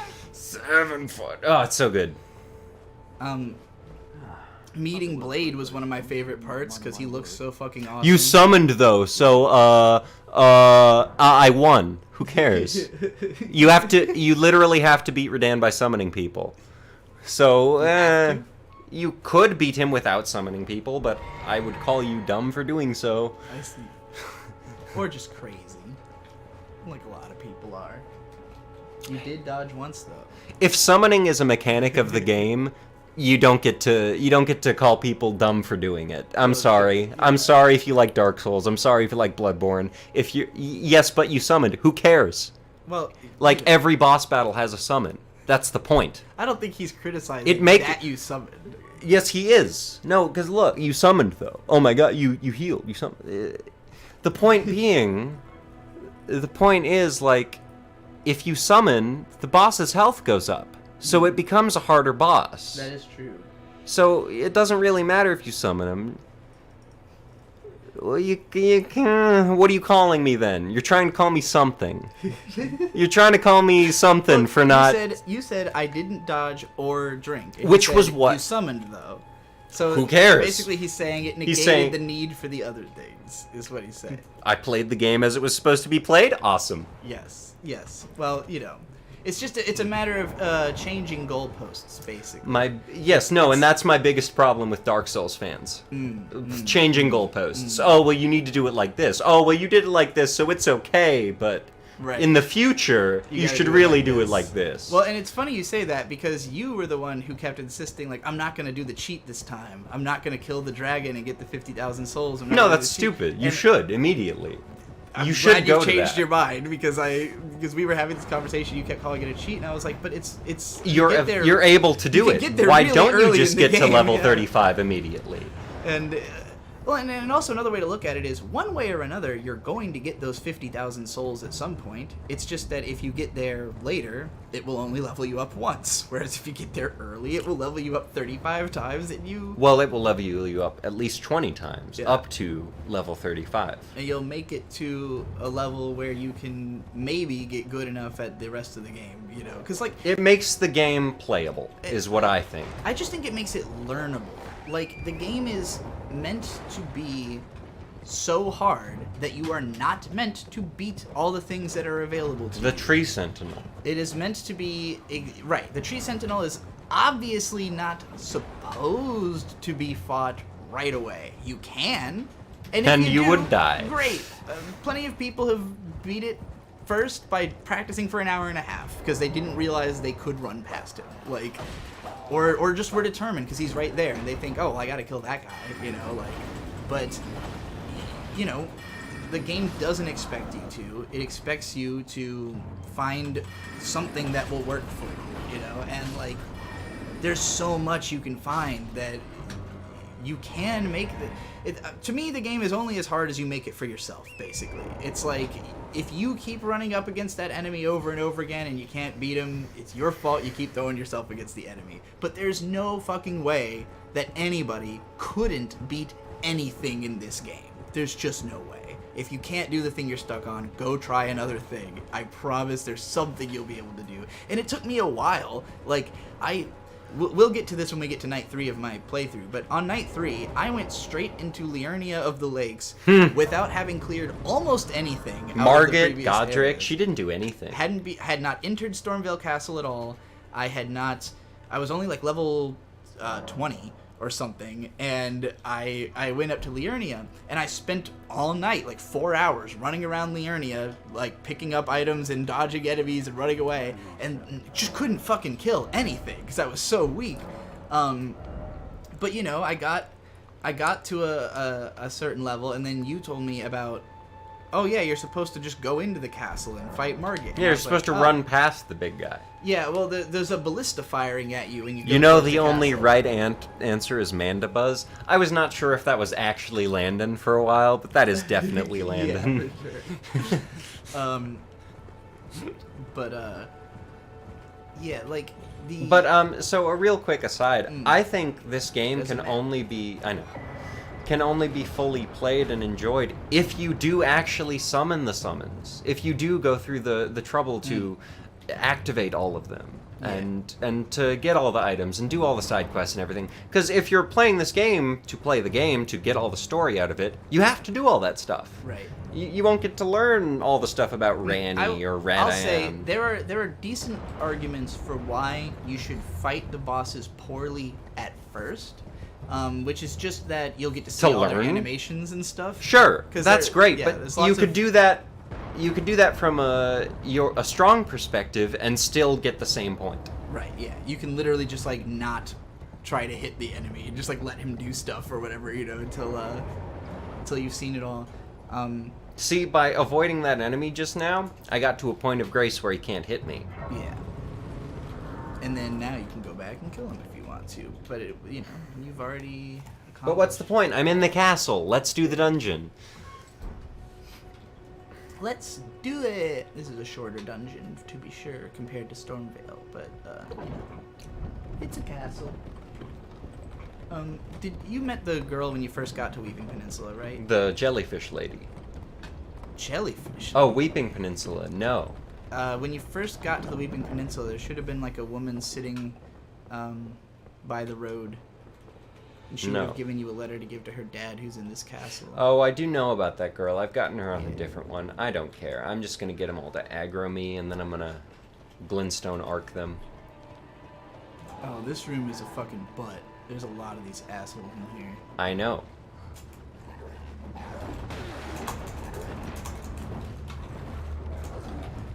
Anyway, so I would say, like, when I think about Elden Ring, it's difficult because I'm still very divided where I stand on this game as it compares to the other FromSoft games, because like the rhythm and scale and style of this game I like more. I like just the fact that it's open world, the fact that I can go off and do all the other stuff like whenever I want is really cool. Also, yeah, you did go to kind of like the hardest part of the Weeping Peninsula first. Okay, where do you want me to go? Where? Anywhere. Okay, I'll run out. The whole island is easier than this castle. Look, this guy's already hurt. I'll just run up to Oh, him. yeah. Fuck him up. He's an asshole. Bleed is always good on these big enemies. I'm too far away. There we go. I was Oh, gonna wow. Say, is it hurting him and just not? It doesn't amount.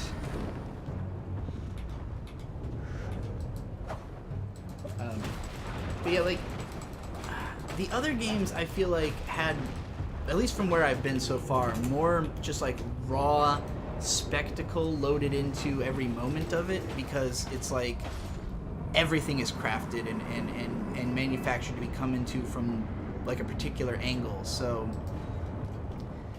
it's like every single image that you would look at in Dark Souls was automatically memorable. Whereas in this game, you can just kind of be standing somewhere, you know, that's not that descript. So in You that can way, stand somewhere and not die. Yeah, exactly. You can just stand somewhere in the middle of the open and be fine. And like, I like those elements more, but I do think it means that like the gratification is more spread out. It's less of like, wow, that was the craziest boss fight I've ever seen, and more like, wow, I cleared that whole peninsula, and now I'm like standing on a tower and I can look down over everything I just did and just like see how Is it all this where the relates to boat each guy other. is? No, there is no boat guy here. This is just like a little poison swamp full Okay. of dudes. Where boat guy? He was back in Limgrave. Oh. Who do I fight here? There's nobody in this little patch of moss, as far as I know. Okay, where do I go? All right, open up your map. I can't. I'm being targeted. I guess so.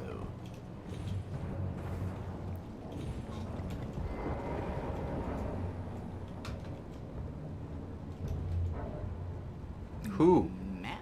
Who is targeting me? I don't know. Map? Nope. Still taking up stuff. I'll just run into the castle. That's weird. And that's the other thing that's fucked me up playing this game, is in Pokemon Legends Arceus you have about 4 different Pokemon to scale different types of environments. So you've got like a land mount, you've got a wall scaling mount, you've got a flying mount, and you've got a water mount. And so I keep wanting to hit the button to summon Sneasler to climb up these castle walls, goddamn. Anyway. Jumpy asked if have you fought the lion boss. I don't know if you just mean the lion that's inside Stormvale Castle. I did beat that, but if there's like a more serious boss, then no. I mean, I've got all of this unlocked, but I'm trying to do the Weeping Peninsula. I'll tell you some stuff that you can do. So Weeping Peninsula, you come in from up here. This is where you would have talked to the girl. There's a cave right back here that you can do. Is there a boss? Yeah, there's a Okay. cave with a boss. There we go. All right, we'll do that first then. That's simple enough. And then you can see that there's an Everjail there as well. Did you know it's pronounced jail? I did. I found that out from my comments. I like calling it Gal. Because, like GIF, or GIF, or GIF, it annoys people. It does. Not that way. Other way. You're GIF. going back. No, you're going the wrong way. In the game. Oh, Gale. What? Evergal? The video game. You're going the wrong way. I'm going my way. Anyway. You know, like those guys, those boys. Oh, man. Those boys. I want it my way. All right. In sync? Is that who it Farah is? asked an important question. and Oh, Farah asked a bad question. I haven't. Farah's not okay. gonna like the answer. No, I think you are, because I haven't made. I'm gonna make a review of the new Denzel Curry album. You should do that on your music review channel. Yes, my music review channel. What you're reviewing? I've been kind of like taking a minute because I don't want to have to listen to the whole thing again. It's not We already that great. have. It's just It's not that great of an album. Like 3/4 of it is just not It's not really, enjoyable to listen to. It's really like a fourth of it is good, honestly, and it's definitely, in my opinion, the worst. Am I going down there? Yes, but not by jump. Thanks, I know. But yeah, the first 2 tracks are really fucking good. I liked the T-Pain track. What is that? Saiba? Zetsubo? Is that the track name? There's a track name that's like a sword name. Zatoichi. Zatsuichi. That's a good song. Yeah, Zatoichi's good. That's near the back of the album for some reason. Because I thought with the lead up to the album, Why am I here? the first song, there's a cave.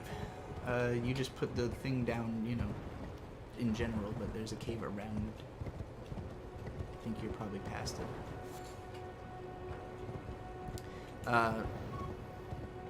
But yeah, like the first song he put out was Walkin', and when I heard that, I assumed that would be the intro track because it sounds like an intro track, and I was glad it wasn't because the opening song is really good and it leads into Walkin' really well. But then you get to track 3 and it feels like the concept just leaves. Like the whole feel of the album changes, which makes no sense because Zatoichi matches that feel. I would have understood that being track 3. That would have made perfect sense. But instead, it totally changes vibe. May I interrupt real quick? Yeah.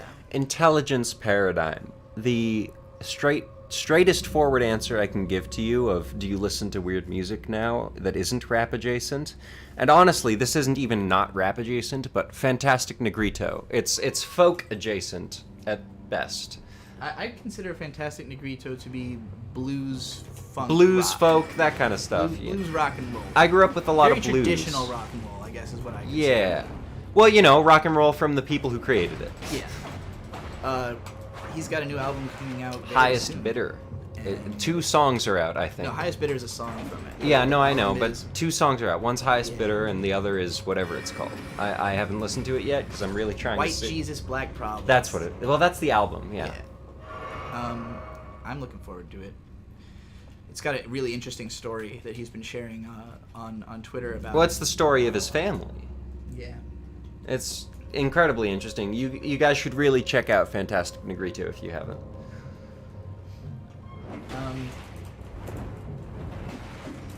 Trixie, do you listen to? Oh, I already read. That was the one I was directly responding to. You were talking about something else. Yes. Denzel. Anatomy Badesu called you cringe. That's fine. You can call me cringe. I mean, I don't care.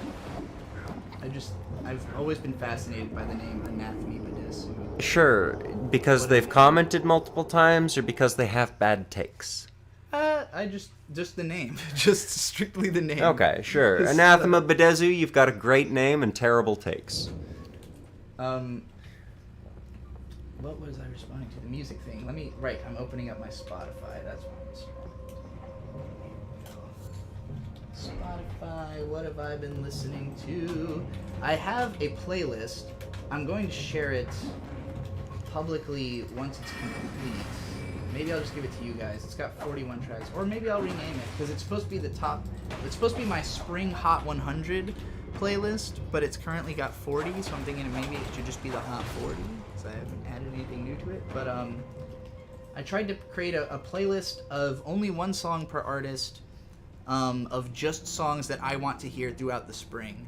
Basically because Bird will listen to The same songs. you'll put on a playlist, and and every time we get in the car, and it has changed now, because I assume it's just a playlist of like songs you have played the most on Spotify or whatever. Yeah, it's the stuff I listen to the most. Right. So for like a long time, it would be every time it's ya ya ya ya ya comes on first, which is amazing, and like just there's something I about. know I'm just as strong as Hercules. Yeah, that one is always a lot. Watsky's great. And that one's gone farther up the like certain songs have fallen down and certain ones have climbed up and stuff, because I think the song that comes on first now. It's the Kazuko song. Oh, it is now. So that I guess that would be the case because you've been playing it so much on the way to work. But yeah, because of the fact that the songs would come on in the same order each time, it's like I found myself learning these particular songs in this order and having this like anticipation of what would come on, and I enjoyed that. Whereas whenever I'm playing my music, like my methodology has always been create a gigantic playlist of every song I could even see myself wanting to hear at all, and it leads to skipping a lot or just like being I'm not in the mood for the song, or certain songs kind of get ruined for you because you hear them too much. So I wanted to put together a playlist of like, no, I could listen to these songs every day for 3 months and not get sick of them. And I've been very like cutthroat about what really will good or one won't stay on the list. Is the Death Parade intro. Flyers by Bradio. That comes you on can all listen the to that song every day. It's just got such good energy. It's really the way it takes off that makes it so. But then it keeps going, you know? Alright, so I'm gonna copy the link to my playlist, and hopefully it'll let me place this in the chat, and you guys can look at you guys can listen to the same stuff I'm listening to this spring, if you have Spotify. But it starts off with Ask DNA, the opening theme of the Cowboy Bebop movie, and that's a classic, and it gets me in a good mood every time you hear. Bloom, bloom, bloom, bloom, Kind of like We All Live Together for me. That one puts me in a meditation.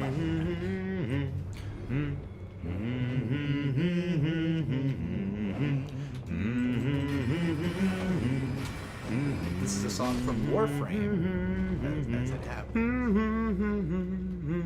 Which I have to say that Cold, the air and water flowing Like, having not played hard, Warframe. the land we call our home, push to keep the dark from coming. Feel the weight of what we owe.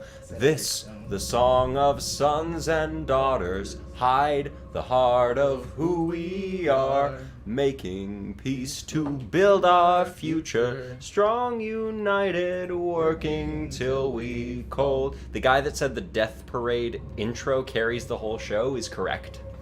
While our home push to keep the dark from coming. Feel the weight of what we owe. This, the song of sons and daughters. Hide the heart of who we are. Making peace to build our future. Strong, united, working till we Anonymous says, I'd love to check that out, but I'm boycotting Spotify until they put Neil Young's catalog back up. I think I thought Neil Young was the one who wanted his catalog. Yeah, Neil Young wanted his Spotify gone because Joe Rogan is on it, and I mean, Yeah. you know, if you feel that way about Neil Young, good for you. I appreciate your political principles. I think that you should listen to music on some other platform still.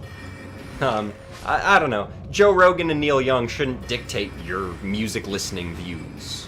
That is true. No, that's not in my head. They just put Has a Duty Pay on Spotify finally. I did see that, and that song is glorious. It's a JPEG Mafia song that, like, 4 or 5 of the songs on his album initially couldn't be on Spotify because I guess they didn't have cleared samples or something. I don't know. Oh, we've never gone through something like that. What did we go through? You using Beats. Oh, we're not going to talk about that. Like Bruno. Anonymous says, I was just kidding. Oh, well, he was just kidding. Kidding about what? The Neil Young thing. Well, I mean, text is not a great method to use sarcasm. That is my opinion. It's true. Well, I was just confused because of the phrasing of them putting Neil Young back up, and I was like, but he's the one who took it down. No, yeah, him. It's still it's funny. It doesn't matter. Ultimately, it doesn't matter. That's the thing that no one's paying attention to about the Neil Young thing. No one cares. It doesn't matter. Who fucking likes Neil Young? Name a Neil Young song. I dare you. I can't. There's no way I could. Apparently, he was one of the best-selling artists for a long time, though. Yeah. No, he was. I but- watched a video recently. There's let me find out what this channel was called. These fucking best cams bots. God damn. Hey, best cams, you know, props to your wanting to be in our chat, but also fuck you. There's a channel I subbed to recently that does like data over time videos, like, you know, watch these graphs type thing. Maybe I didn't subscribe to it, but they had a video that's like the best-selling songs of all time, you know, over the years, like what, or it wasn't of all time, it was just like, what is the best-selling song at this moment, and it kept changing, of course, and Neil Young was at one point the best, like, he had the biggest song of all time for a little bit. Yeah, and it goes to your so head. did lots of other people. I'm trying to remember who was the Promised biggest and surprise. someday be mine. You what, back on Bruno again? But the English Have you already version. looped all the way back through your playlist? It's the English version. Which one shows up first? The English version. Well then. No se habla de Be Bruno. that thing of my dreams. Be Let's see. Rosenstock doing the Craig of the Creek soundtrack is so fun. I had no idea. That is crazy. Yeah, now I wanna find out more about that. Tone indicator / test to no sarcasm, but there's a method. Rocking the Free World is the only Neil Young song I even know. Okay, I do think I know that. Cause you know, that's what what's his name says. Doot doot doot Nardwar. Keep on rocking in the free world. Have you listened to Melt My Ice See Your Future yet? I just talked about it not too long ago. You probably weren't in here, but yeah, it's not great. It's not great. It's at best okay, and that's. I'm like afraid. I'm afraid of what the reception's gonna be to the album, because I don't know.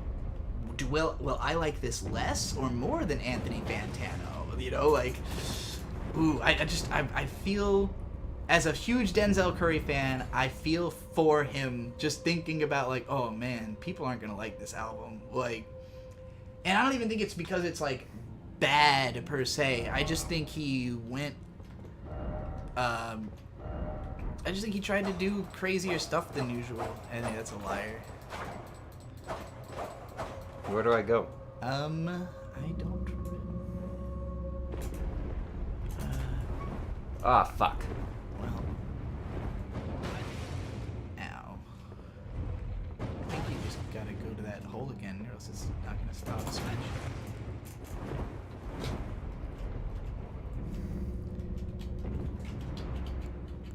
I think I'm trapped.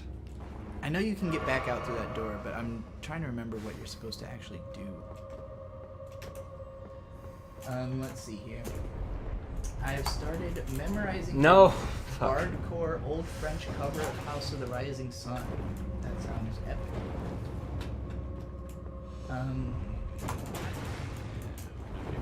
Favorite songs on the album, I would say, oh, Zen Huxtable, what up? Zatoichi does go hard. I really think, like, all three of the pre-release songs were great. Walkin' was great. Walkin' is really, really good. I think that's like a one of those legendary tier Denzel songs that was had to come from him at some point. Like, it's a song he had to write one day, and it just makes perfect sense as a Denzel Curry song. Zatoichi, likewise, is like, yeah, I totally get where this is coming from. For me, as like a person who grew up with 90s jungle music, like, it just made perfect sense. And then the T-Pain song was nice too. T-Pain killed it on that song. He absolutely did. Denzel's okay on that track. T-Pain, his verse is amazing.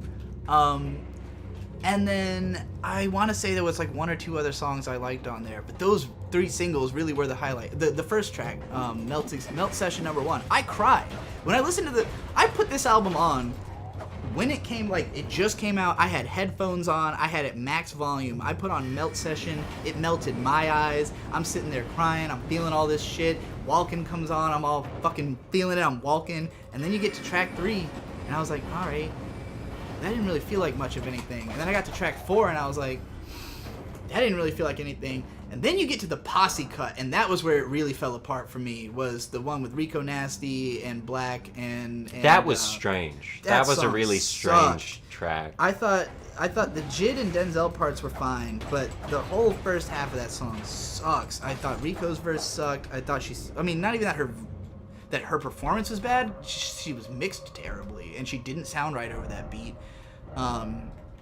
Yeah, I really didn't like that song. I'm gonna do a whole review of this album, which is why I don't want to go too far into it. But man, how do I unlock the door? it really, fuck, I'm trying to remember.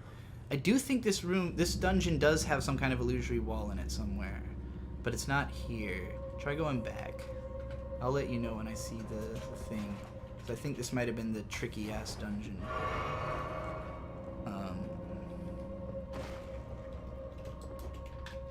I've got Walkin' in my head now. Walkin' is so good.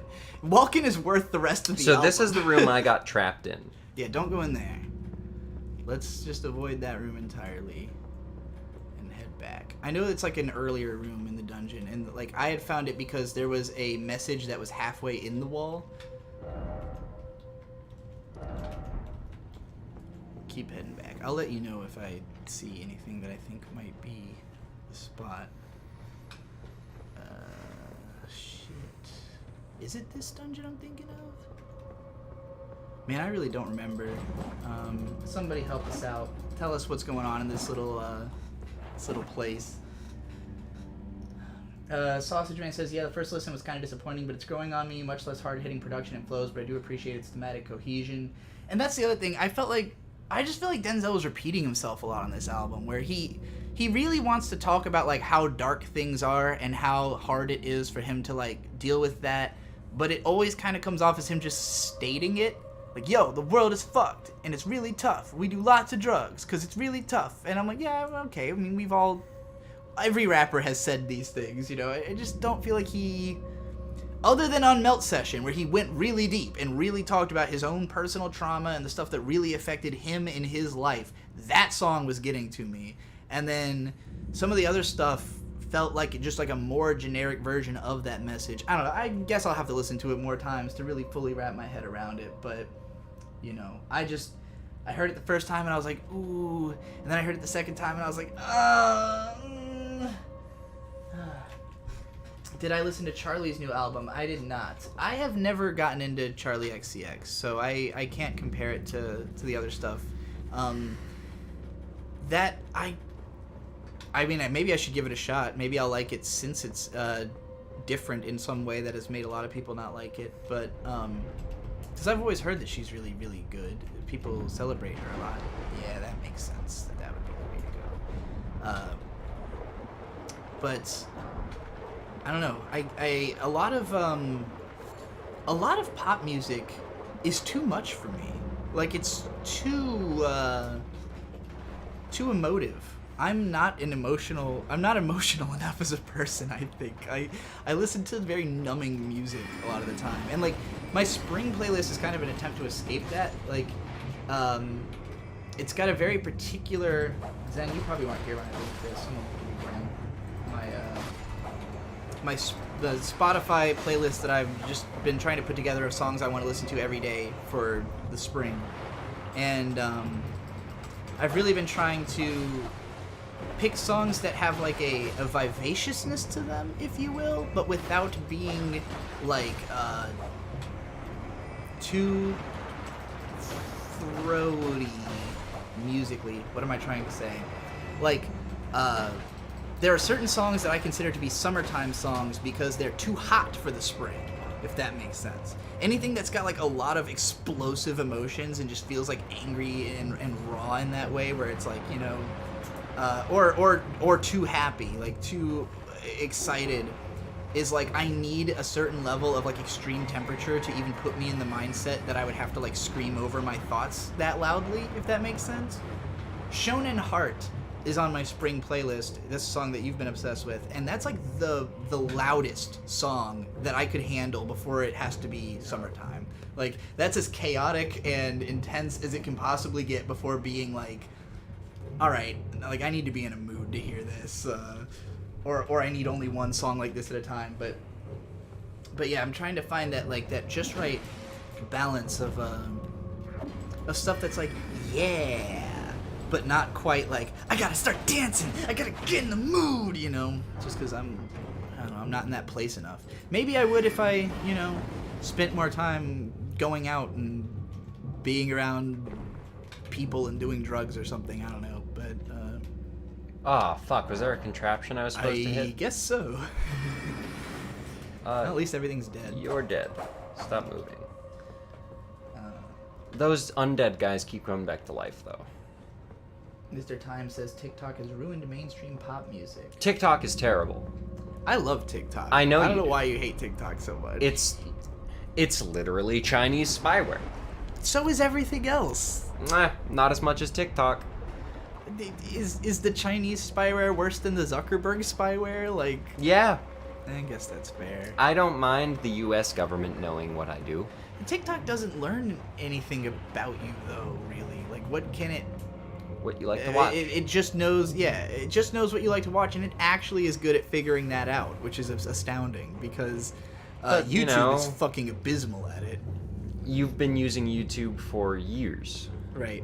Like, YouTube is abysmal at finding out what you currently like, because you do not like what you used to like. I think that's partially true, but I've made new accounts just for that problem, and I don't like anything. That's really the issue. It's so it's a you problem. It's not a YouTube problem. Well, I just don't think YouTube can provide me enough things I like. I don't know.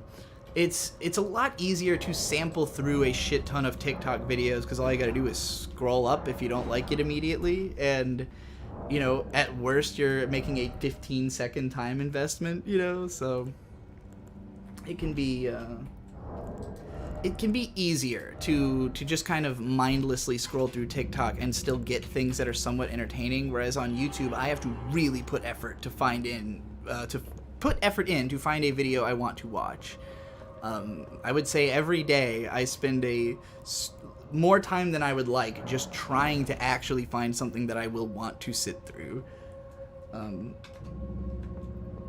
Whereas with TikTok, it's like, it might not be that interesting, but every once in a while you stumble across something. Here's something really fun that happened on TikTok. One night, I was up, I couldn't get to sleep, so I'm scrolling through TikTok, and there's a guy who has a treadmill, and he's taking a set of pool balls, billiard balls, and having them race on the treadmill.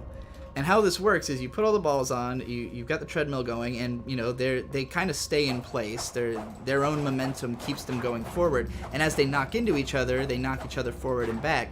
But eventually they kind of form a line, and they're all just snaking up, up the treadmill. And so he starts putting red Solo cups at the top of the treadmill and letting them slide down and knock the balls.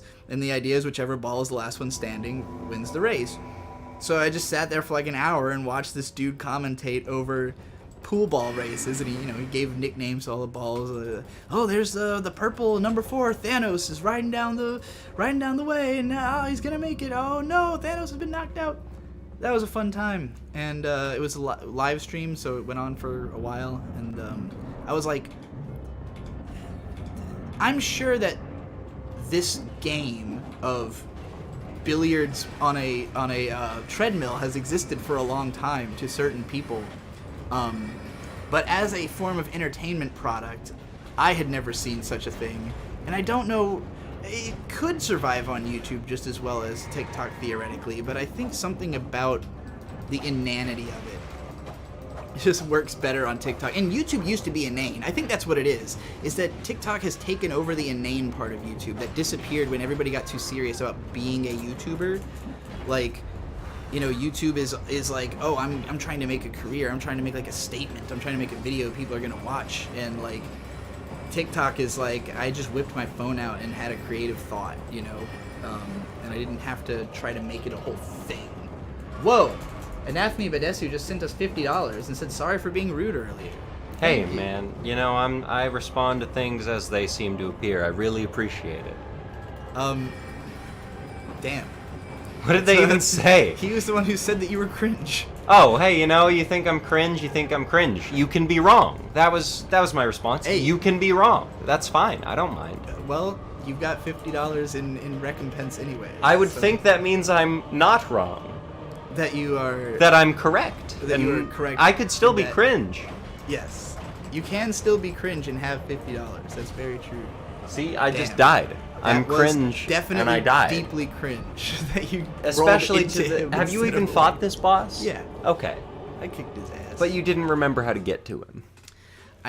It's funny because when you were in that room, I was like, do you need to make this lift go up and then go under it? And then I was like, I don't think you can in this room. Maybe I'm thinking of a different catacomb.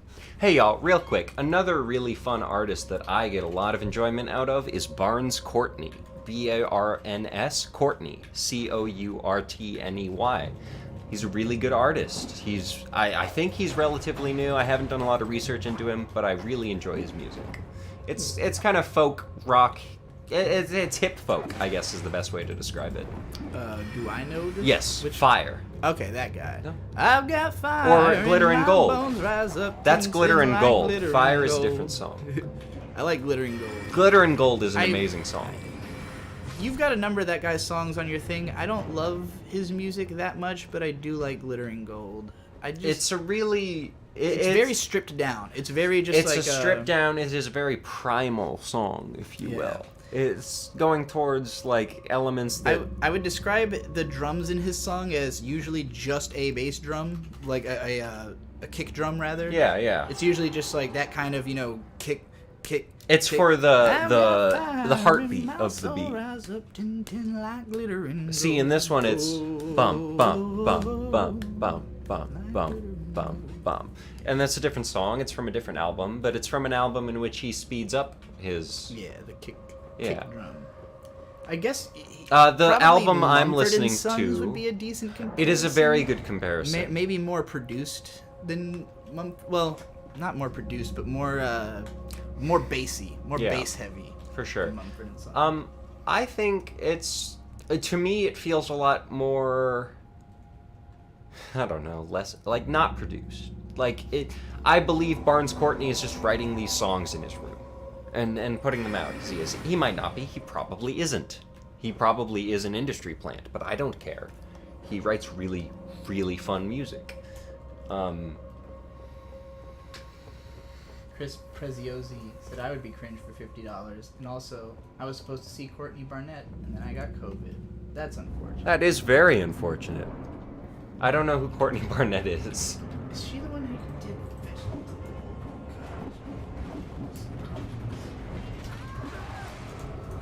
Let me make sure I know who this person is. No, I don't know who she is. Oh, she did the collab with Kurt Vile. Yeah, I've heard of her. I never listened to her because Fantano was really down on her, and that was the only exposure I really had at the time. And I'm a fucking Fantano drone, apparently. Although Yeah. not really. He's not I don't watch a lot of Fantano. He's a anymore. really smart guy. He is a really smart guy. He listens to great music. I don't agree with him. Railyard Ghosts? Yeah, I do. Yeah, Railyard Ghosts was recommended to me by fucking Ella of, I think, Railyard Ghosts. Oh. I don't quite remember, but yeah, I'm pretty sure we met her at Road Rage Minneapolis, and she was great. She played the accordion at the show. I could be misremembering, and if I am, it is a grave mistake on my part, but I'm pretty sure she was part of Railyard Ghosts, and she recommended a lot of things. Joy Meets Sorrow is a really good folk punk band. That's one she recommended to me. I've got a couple others, but it would take some looking. Have I listened to Sack in Action? No, never heard of it. I'm always down to try stuff out. Just link me stuff on Twitter, especially, and I will usually click on it. But may or may not respond or say anything. Will probably not say anything. Yeah. But Come to feel. if you like Jeff Rosenstock, have you heard Streetlight Manifesto? I've heard of them. I've never listened to them. Jeff Rosenstock is also... I love him as a songwriter. I don't listen to him as much because I am not wallowing in sadness. Because that was... Like, Jeff Rosenstock was one of my favorite artists in particular back in, like, 2016 when I was very, very lonely and, you know, feeling a lot of the same ways he was on the album of, like, oh, I'm getting older and all my friends are moving on and I'm just, like, sitting around, you know, being a child. Being better at life. And particularly You in Weird Cities is one of my favorite songs ever. Nausea is also really fucking good. That whole album is amazing, but it's so fucking sad, and like it's hard for me to listen to music that makes me feel bad, because it's like if I need enough help just to feel good normally. I don't need things that are gonna make that more difficult for me. So I try to avoid anything too sad. Unlike me, who listens to Marilyn Manson and the song Superheroes from the Rocky Horror Picture Show soundtrack, to You do feel like bad. that song a lot. It's a good song. It's a good song. You listen to that to feel bad? Yeah. No, the point of the song is we've done nothing, we have fucked up our lives, and we should feel bad. We accomplished nothing. Yeah, you know, we got the glimpses of society on the edges, but ultimately what did that gain for us? In my opinion, I think it's really a good song. I think the whole musical is worth watching, but Superheroes is really enhanced rather by seeing all of it or listening to the song completely devoid of any of the others. Yeah. Because it is just a really good song. I would not think it came from Rocky Horror No, Picture it doesn't Show, sound just like it. hearing it regularly. And Susan Sarandon's singing voice is incredible. I wish she had done more musicals, to be completely honest with you. Like, I love how she sounds, especially in this song, because she's really going for it. Superheroes. Yeah. Come to feast. Come to feast. Is down inside, I'm bleeding. Rocky's actor is very good as well. I just don't know his name. That being Rocky Horror, of course. Have I seen or do I plan on watching the new Sword Art Online progressive movie? What? What does that mean? I don't know if it's out yet, but I will probably see it when it is. So, Sword Art Online. I'm a big fan, actually. I know you are aware of the show. You've seen it. I've seen 3 seasons of the show. I saw the first season, I saw Alfheim, and I saw Gun Gale, the start, and the wrap-up. Yeah. So, technically, you saw 1.5 seasons of the show. You know, technically, I saw 3 seasons, because that's the amount of episodes I watched. 3 arcs of the show. Yeah, 3 seasons. Well, it would have been... Because Gun Gale only lasts half of Season 2 of SAO. It's a whole Season 3 when I watched it. It's... So, here, look, this is how... Is this like Netflix listing or something? I don't remember. I see. Because they will list shit weird. I don't think it was Netflix listing, because I don't pay for Netflix. I don't use Netflix that often. I was watching these illegally, as one does. Okay, well, I'm going to tell you the facts. Okay. That the first 14 episodes of Season 1 is the Aincrad arc. Okay, before you explain how it actually goes, Yeah. let me tell you how I watched SAO in terms of seasons. And that was Season 1, Aincrad, start to finish. Yes. Season 2, Alfheim, start to finish. Technically, all of that was Season 1. Both of those arcs. Wow, that's dumb. Yeah. Wow, I like the manga less. From you telling me that? That's not a good idea. I mean, the anime is fucking terrible because it combines... okay, here's what happened. The original book, there's Sword Art Online Book 1, is the entire Aincrad arc in one book. All of it? All of it. I hate the manga. Most of the side stories that are in the anime were not in the first book. They were in the second book, which is a collection of side stories of stuff that happened during the Aincrad if arc. I may take a quick aside, this is like... So, my boss, working in the mountain, he wrote a book called Living 102, and it's like, hey, pay your rent. Learn how to write checks. Do stuff. Be an adult. And it's like, are you fucking kidding me? I know how to do all this stuff. But the point is, it's not for people like me. Right. It is for people that don't have an innate understanding of life based on the first 18 years of their upbringing. Yeah, it's a book for people like me, who don't know shit about fuck and couldn't write a check. Well, I could write a check, but what was that relevance of that to Sword Art Online? We were talking. Your thing of, like, oh, well, you know, the first arc was in the first book. Like, all of Aincrad was in the first book, but then all those side stories you saw were in the second book. And it's like, well, yeah, all of the actual adulting skills, or all of the adult things you need to know how to do, they're in the first book. Right. But there is a second one. Oh, and it's but there's a second book. I didn't know there was a second book. I didn't either. I see. I saw my boss holding them today. But yeah, SAO goes... They had the first book... And then he wrote a second book full of side stories. The anime then reincorporated all the side stories so that they would happen chronologically, which is why the pacing is just fucking nightmare for Aincrad. And then... I did not find that. I really enjoyed Sword Art Online, the anime. Oh, I hate it. And I hate it so I would much. have to watch it again, really.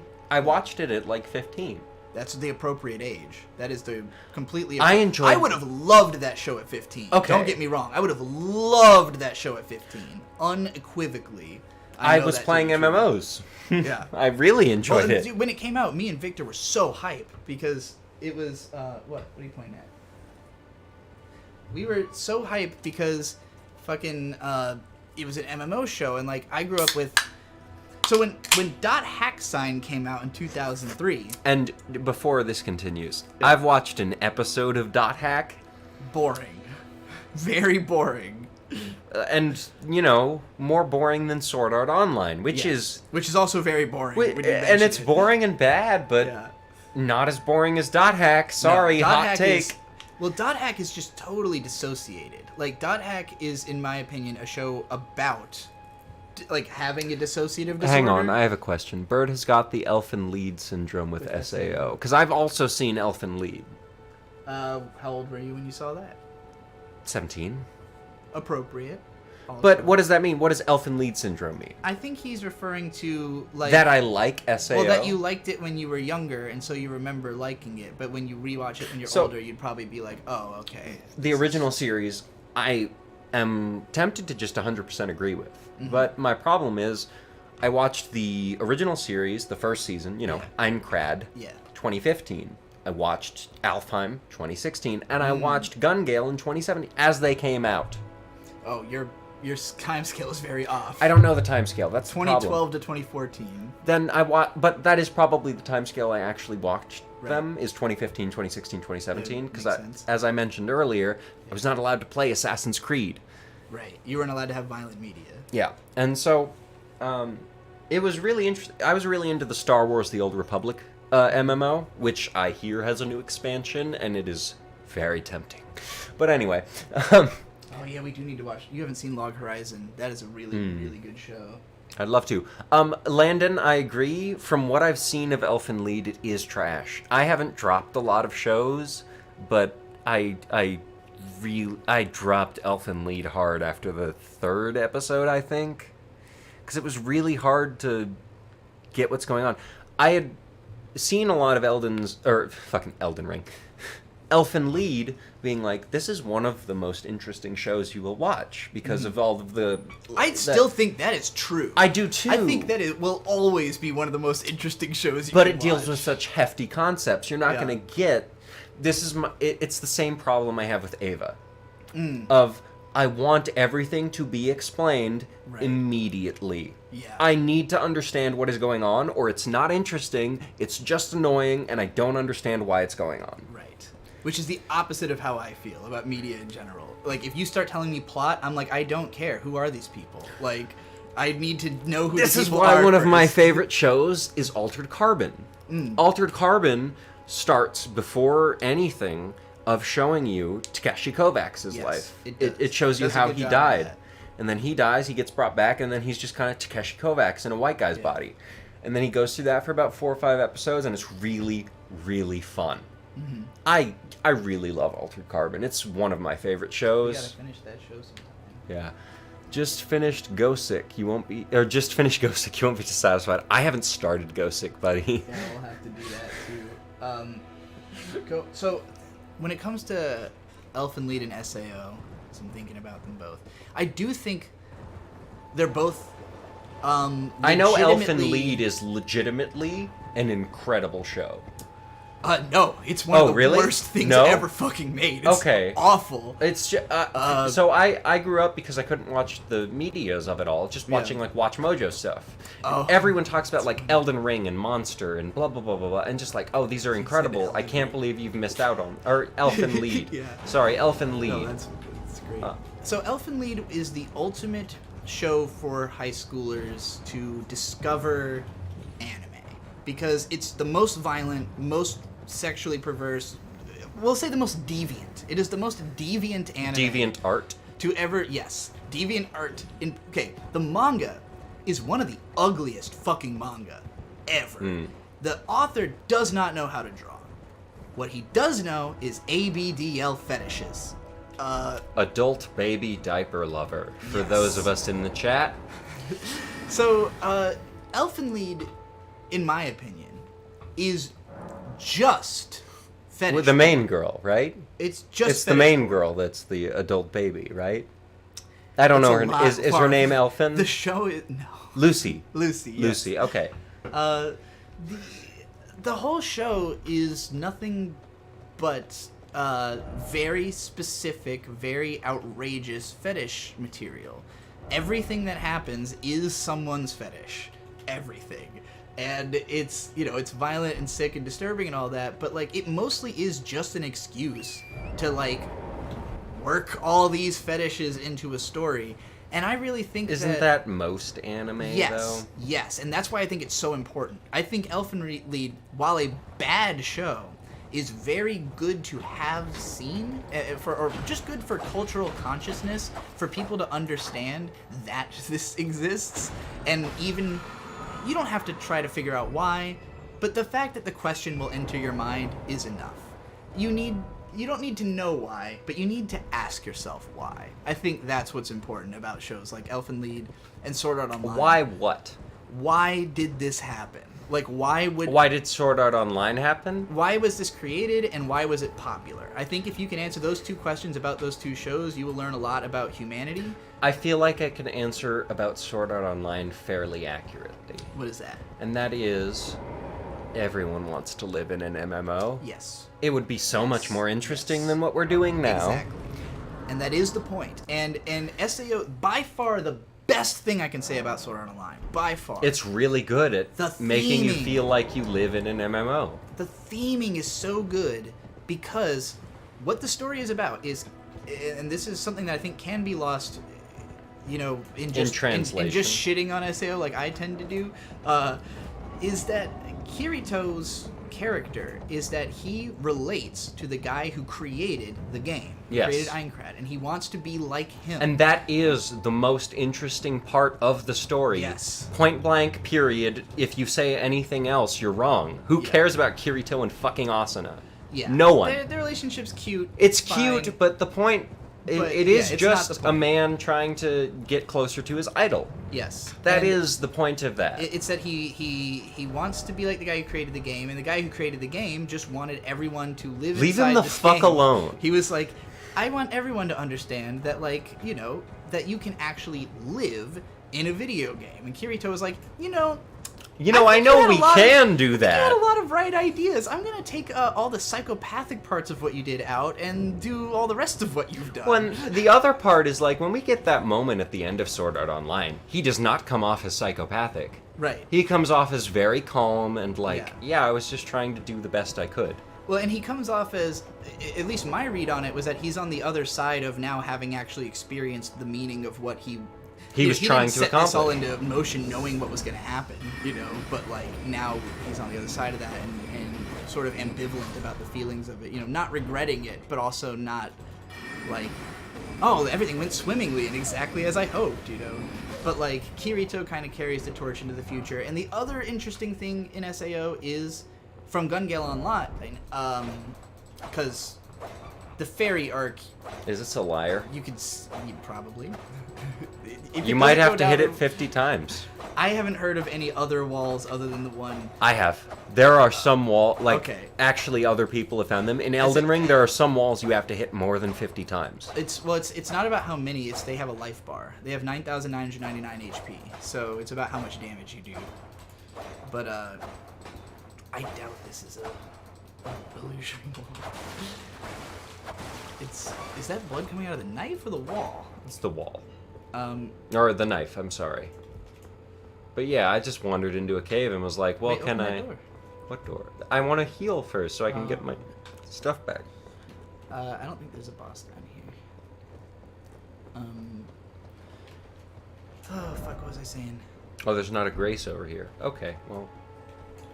Yeah, I don't think there's a boss down here. I think it'll be fine. Yeah, SAO. The other interesting theme it explores, starting in Gun Gale, is What if you didn't have an internet GF?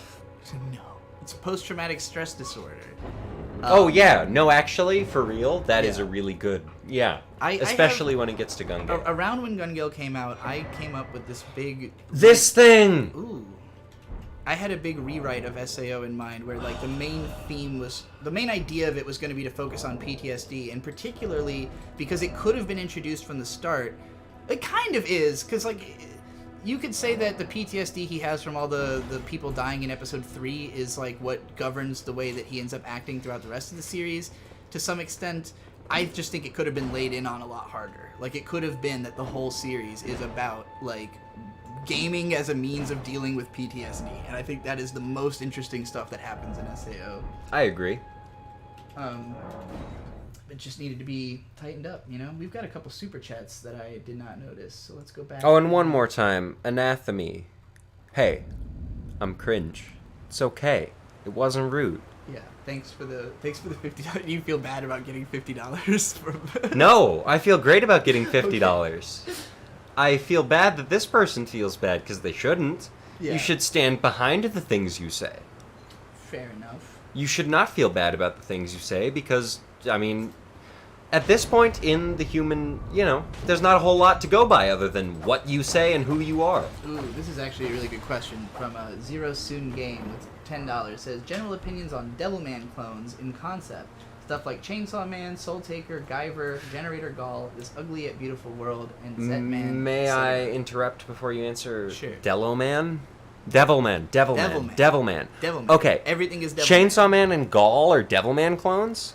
I understand Chainsaw Man. Chainsaw Man is definitely a big time Devilman. I understand that, but Gaul? Generator Gaul is, I would consider it more in reference to Evangelion, but it is a transforming hero in the style of Devilman. I guess, because... So, I have only seen the first episode of Devilman. Devilman does transform. Of Crybaby, yes. He transformed at the end of that episode. He became a demon and tore through all the other demons.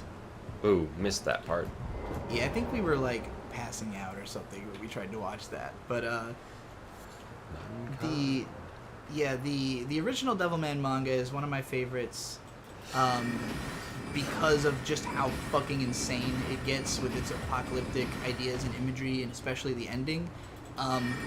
I've made the case that everything is Devilman in my song, Everything is Devilman, but I do think it's like, it's almost an unavoidable reference. I think in the 20th century was birthed a lot of these stories that just like capture a certain idea and vibe so perfectly that if you have ever seen that story, there's no way you could do something similar without making reference to it. Sure. And so like Devilman, I can't ever make a piece of media without somehow referencing NCIS. Yeah, for sure. Like it's too deep in your brain at this point. It was too deep in my brain before I watched it all, up Right. until the point I cared about it recently, and now it's even more deeper in my brain where it's like, yeah, I just kind of react like Gibbs does to everything. Or DeNozo, maybe. It depends on the situation, you know? When you were marathoning Seinfeld, I really came to the conclusion, that like, way more men than I had realized had based their personalities off on of Seinfeld.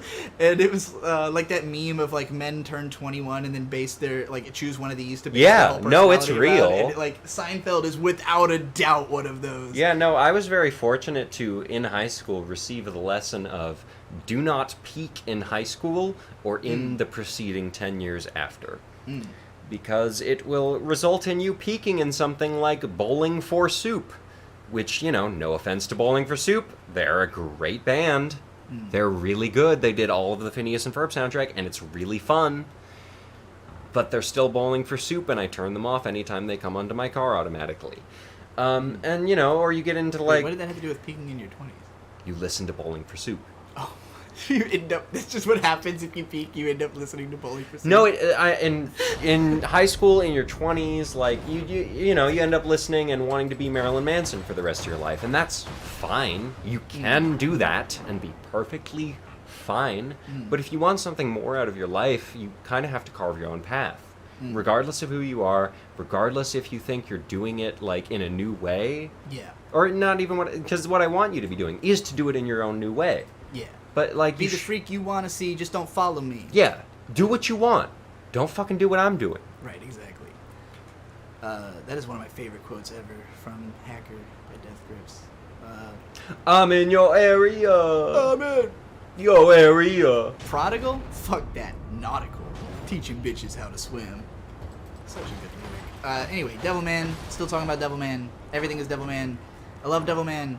And to me, like, apocalyptic horror is really hard to do without referencing Devilman if you've ever read it. Because he depicts the apocalypse of Earth for, like, 50 fucking pages. Like, it is this insanely long section of manga that is just watching everything get destroyed, demons just take over, like, all the main characters are horribly killed, fucking, you know, it's just the darkest, most depressing, most, like, fucked ending, and, like, there's no way that you could have gotten End of Ava without that.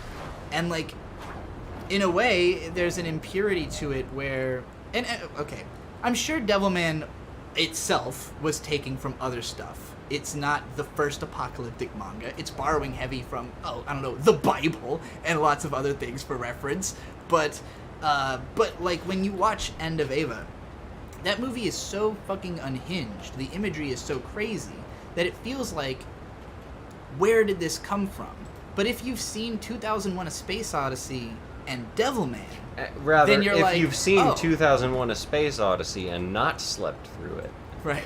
Then, like, if you even just look at, like, a couple images from 2001, and then look at a couple images from Devilman, and then like watch the first episode of Ava, and you'll be like, this isn't that weird anymore. Like, this makes sense to me now because I get that, these visual references and these ideas have been encoded so deeply throughout culture. So, like, to me, Devilman is one of those.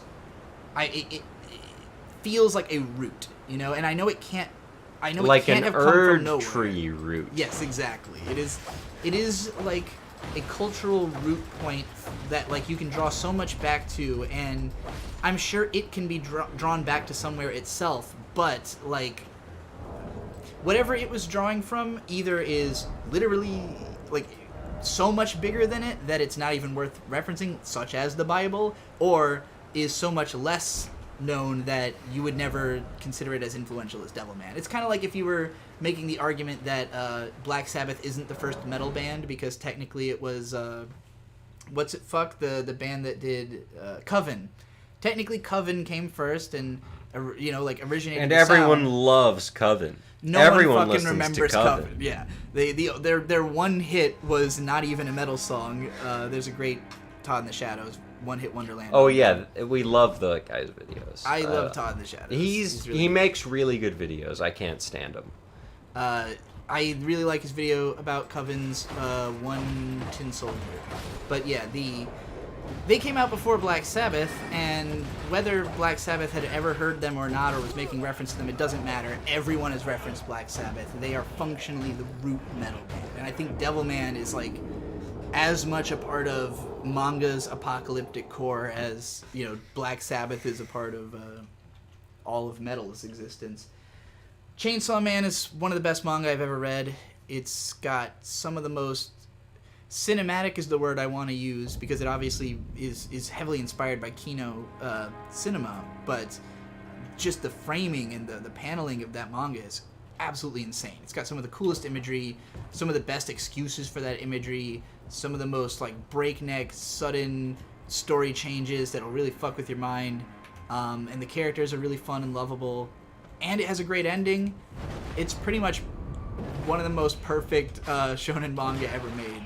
As manga go, Chainsaw Man is definitely better than Devilman, like a way better read, but like the ending of Devilman is, I will never forget. I will never forget the ending of Devilman. I don't remember the exact imagery of the end of Chainsaw Man. God, Gostock just stole my fucking runes. I want to kill him. Oh yeah, that son of a bitch.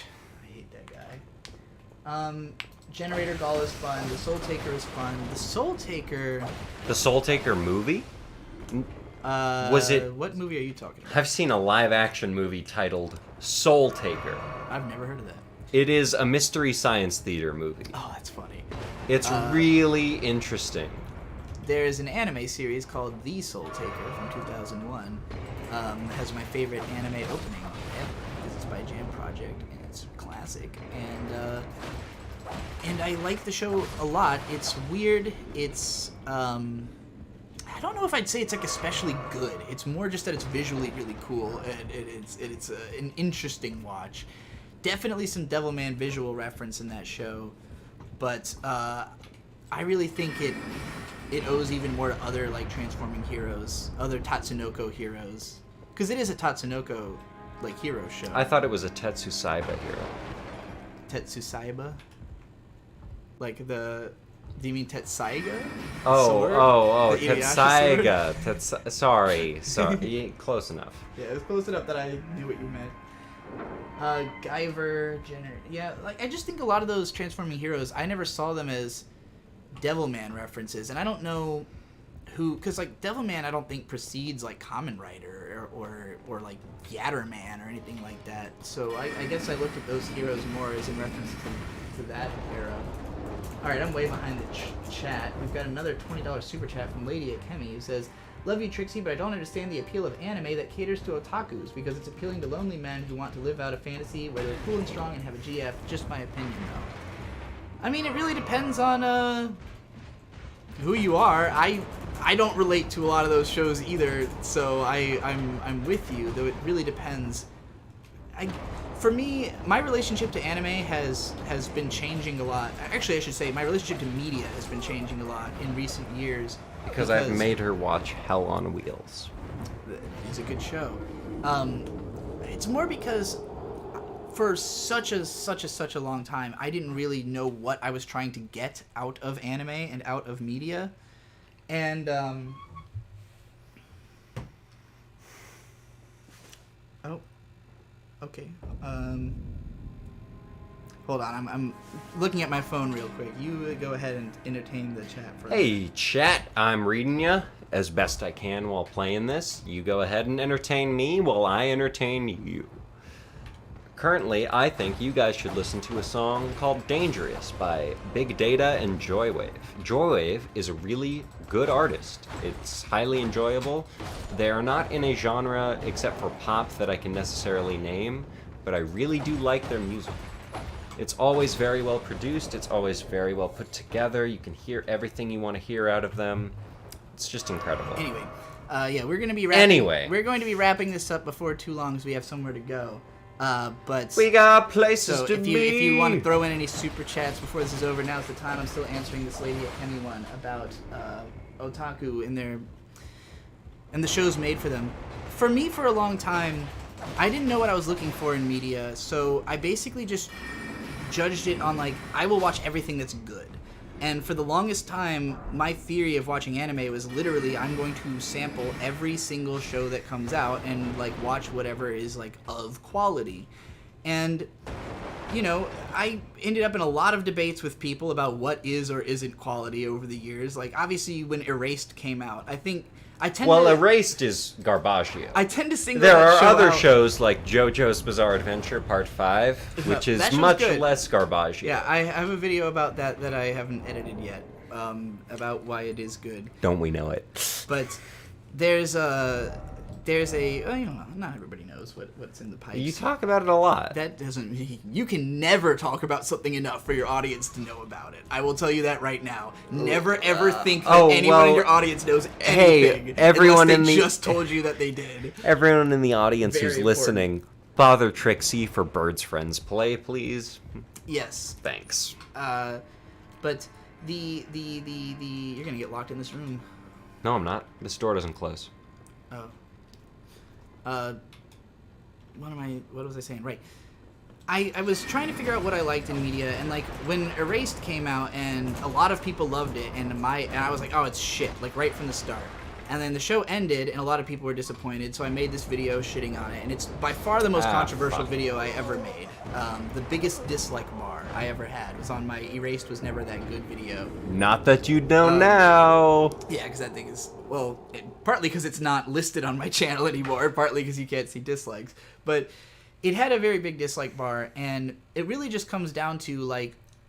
Erased is garbage. I have tried to watch it recently. Yeah, it is garbage, and I feel that I can justify that opinion, but there are plenty of people who like the show who could also justify the opinion that the show is good. And I would not be able... And they'd be very wrong.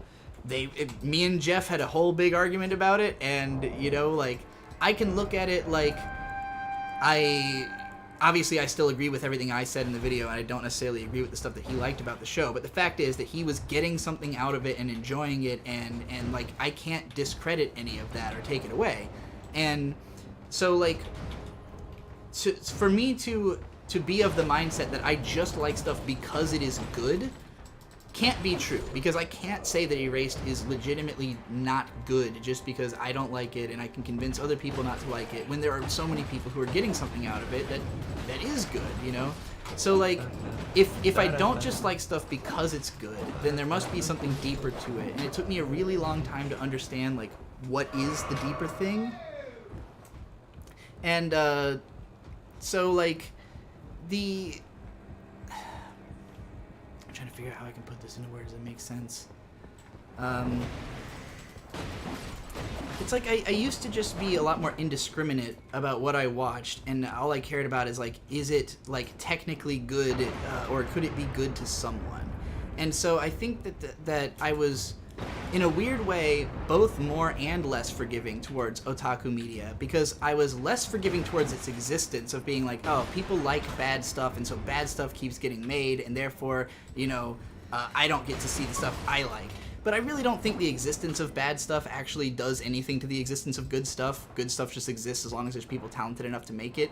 People make bad stuff because they're not capable of making good stuff, whether they should be or not. Like, it does. There's lots of reasons, and when I say they couldn't, I don't mean like they wouldn't have ever been able to in any reality. I just mean that, like, literally, for whatever reason, they couldn't this time make something good.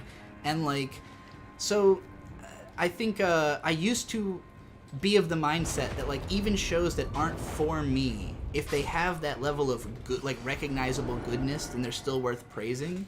And even if they're, like, have something that's recognizably good, if I think it's overall bad, then I don't like it. And so, like, what I think changed is I would be less likely to even give a shot to a show that looks good but not for me.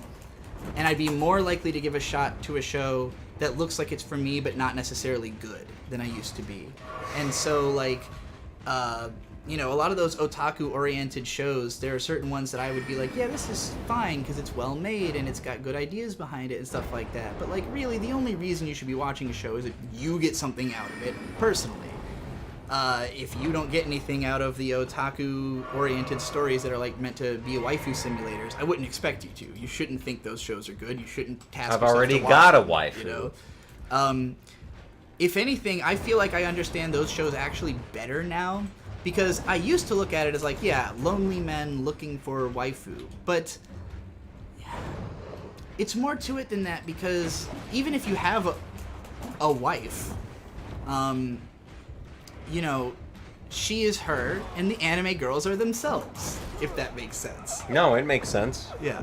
So, like, it's just funny to me to think that, you know, like, even as a girl, you might want to play a visual novel and see a bunch of moe girls because they're cute and you want to spend time with them. It doesn't have to be I'm lonely and you know, horny. girls played Honey Pop too. Exactly. It's like, oh, I want to see these characters because they're funny and interesting, you know, and I want to spend time with them. So I think, you know, there's a lot of different reasons people can come to these stories that might just seem like they're, you know, for that feel and no GF, but there can be other reasons to consume some of it too. I think I've gone on about that enough. Here's a few more super chats I have to read. Kira Lou with $5 says, nothing to say, but thank you for the stream. Had fun. Appreciate your takes and the mental conversations it starts in my head. Stay positive. Hey, Will happy to try. do Thank so. you very much. I hope that was also pointed towards me. True Fox 1 with $20 says, in 50 years, what anime do you think people will go back to with so many coming out constantly? Do you think corresponding anime merch will hold value? I don't know anything about anime merch, but if I had to name one anime I think people are going to go back to and look at and go, wow, that was really cool. And I'm very biased in this answer. K. K is an anime that every time I have gone back to it have been, wow, this is the prettiest thing I've ever seen. This is a really fun story. This is crazy. It explores power dynamics. It's a really fun anime. I really enjoy K, and I think it's worth watching for anyone who likes anime. I would say it still holds the spot for my favorite anime as a property overall, even after the movies and everything. I'm thinking this is difficult because anime's been around for it's been about 70 years that it's been, like, really serious. Directly after World War II. Pretty much. Yeah, like, after World War II was when it started getting serious. The 50s was when Toei started making their movies, and that's really when I consider, like, the birth of modern anime. Is, like, you know, when you started getting the Toei films, and then when you got Mushi Pro making Astro Boy. And, like, that's basically, like, okay, modern anime as we know it started. And what has been remembered for 50 years has mostly been, like, I think it's one part, like, big IP, but it does a lot more if one creator has made multiple big IPs, because then that person becomes a legend, and that the status of a person as a legend, I think, exceeds the status of a story as a legend. So, like, you know, there might have been some other manga that came out at the same time as Urusei Yatsura that was, like, as popular at the time, but from an author who didn't have 3 more gigantic successes following them up, and so has fewer people, like, going back to investigate their past work because of their interest in the newer stuff, you know? So, like, I think... Hey, real quick, Recusant Dumpy, you're a loser. You left after invading my world because you weren't good enough. Get good, recusant dumpy. Yeah, whoever the hell if he somehow was watching this I bet he was. But yeah, like, so the stuff that's held up the most for the last 50 years has been whatever is like the work of a super creator. So Osamu Tezuka's works, Go Nagai's works, Rumiko Takahashi's works, and I think that's going to still be true. So in terms of anime, from like the last 10, 15 years, it's going to be the works of Mamoru Hosoda, the works of fucking what's his name who did Your Name, Makoto Shinkai.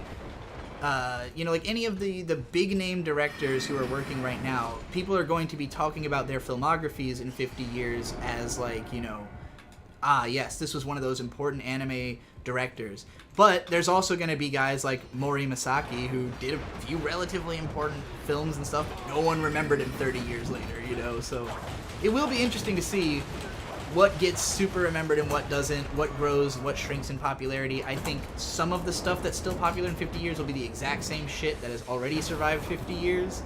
But it will be very interesting to see what does or doesn't. And will the corresponding merch hold value? That is all depends on the specific That's merch. a very good question. I think it'll all depend on the rarity, the scarcity, the particulars, because like the value of merch has really little to do with how popular something is. It's really just like, is there a guy who wants to pay that much money for it, So yeah, that's a interesting thought. Kobold Knight with $20 said Satoshi's Khan's paranoia agent in mass hysteria in the modern era. I've heard Paranoia. No I've heard Paranoia Agent is incredible. no question, just rant. Thanks for the comment. It is really good. It's the one where a guy's running around hitting people with a bat. Supposedly, yes. Well, sure. That's. I died. I killed him and I died. I hate this game. But yeah, it's Paranoia Agent is a really good show about anxiety and the extremes that people will go to try and basically about the social constructs and lies that people use to get themselves out of their own their own little fuck bubble that they've put themselves in, and it's really interesting and good. I would say, because for me, as a kid who grew up with Paranoia Agent from when I was like 13, I feel like I was really interested in psychology at the time. So like almost each episode is like each character has a very particular like diagnosable personality disorder. Like the main kid in episode 2 is a narcissist. In episode 3, the woman's got dissociative identities. So like each time you're kind of dealing with like what would happen if somebody with these tendencies kind of got taken to the extreme. And I think it does a great job of showing how psychology really is like I'm not going to call it slippery slope, more of a it's a ladder, like everyone is an amount of crazy. It's not that you either are or aren't, it's how much are you, and so you see these characters who like whatever precipice their particular personality has put them on, the existence of the paranoia agent and what's going on in society pushes them over that edge, and so it causes them to to do something really insane, but in a way that achieves catharsis for themselves. And I think it's something that's, oh man, I'm only really now thinking about this right now because I haven't seen this show in fucking forever and I haven't really thought about it. But like, I do definitely connect with the idea of like just letting things get so taut that the only possible way for things to continue is to just snap. And like that's the whole show. It's just things getting to a point where they just have to snap or else nothing's gonna give, So yeah, it's a good show. I haven't seen it since I was a teenager, but I liked it a lot. All right, we're gonna finish this up now. This is it. I was just gonna start heading to Rykard on my higher level character. If we're finishing up, we're finishing up. We're finishing up. We gotta go. Real quick, this is the character I beat Radan with, obviously. Yep. Radan, in the lore and everything, is my favorite character, only because Radan learned gravity magic purely so that he could still ride his horse. It's very cute. All right, everybody. Thank you very much for coming out here and watching Bird play Elden Ring. and Hey, the thanks to rants. everyone for coming out. Thanks for all the super chats. We actually made money this stream. You know, thanks for calling me cringe. Thanks for asking questions. You know, you want to degrade me mentally, physically, whatever. You know, send some super chats. Exactly. Otherwise, I won't read them. All right. Except for when me reading them will result in super chats. Be good, all friends. Be bad, all friends. And we'll see. Hasta la vista, baby. I'm sorry, mi vida go on.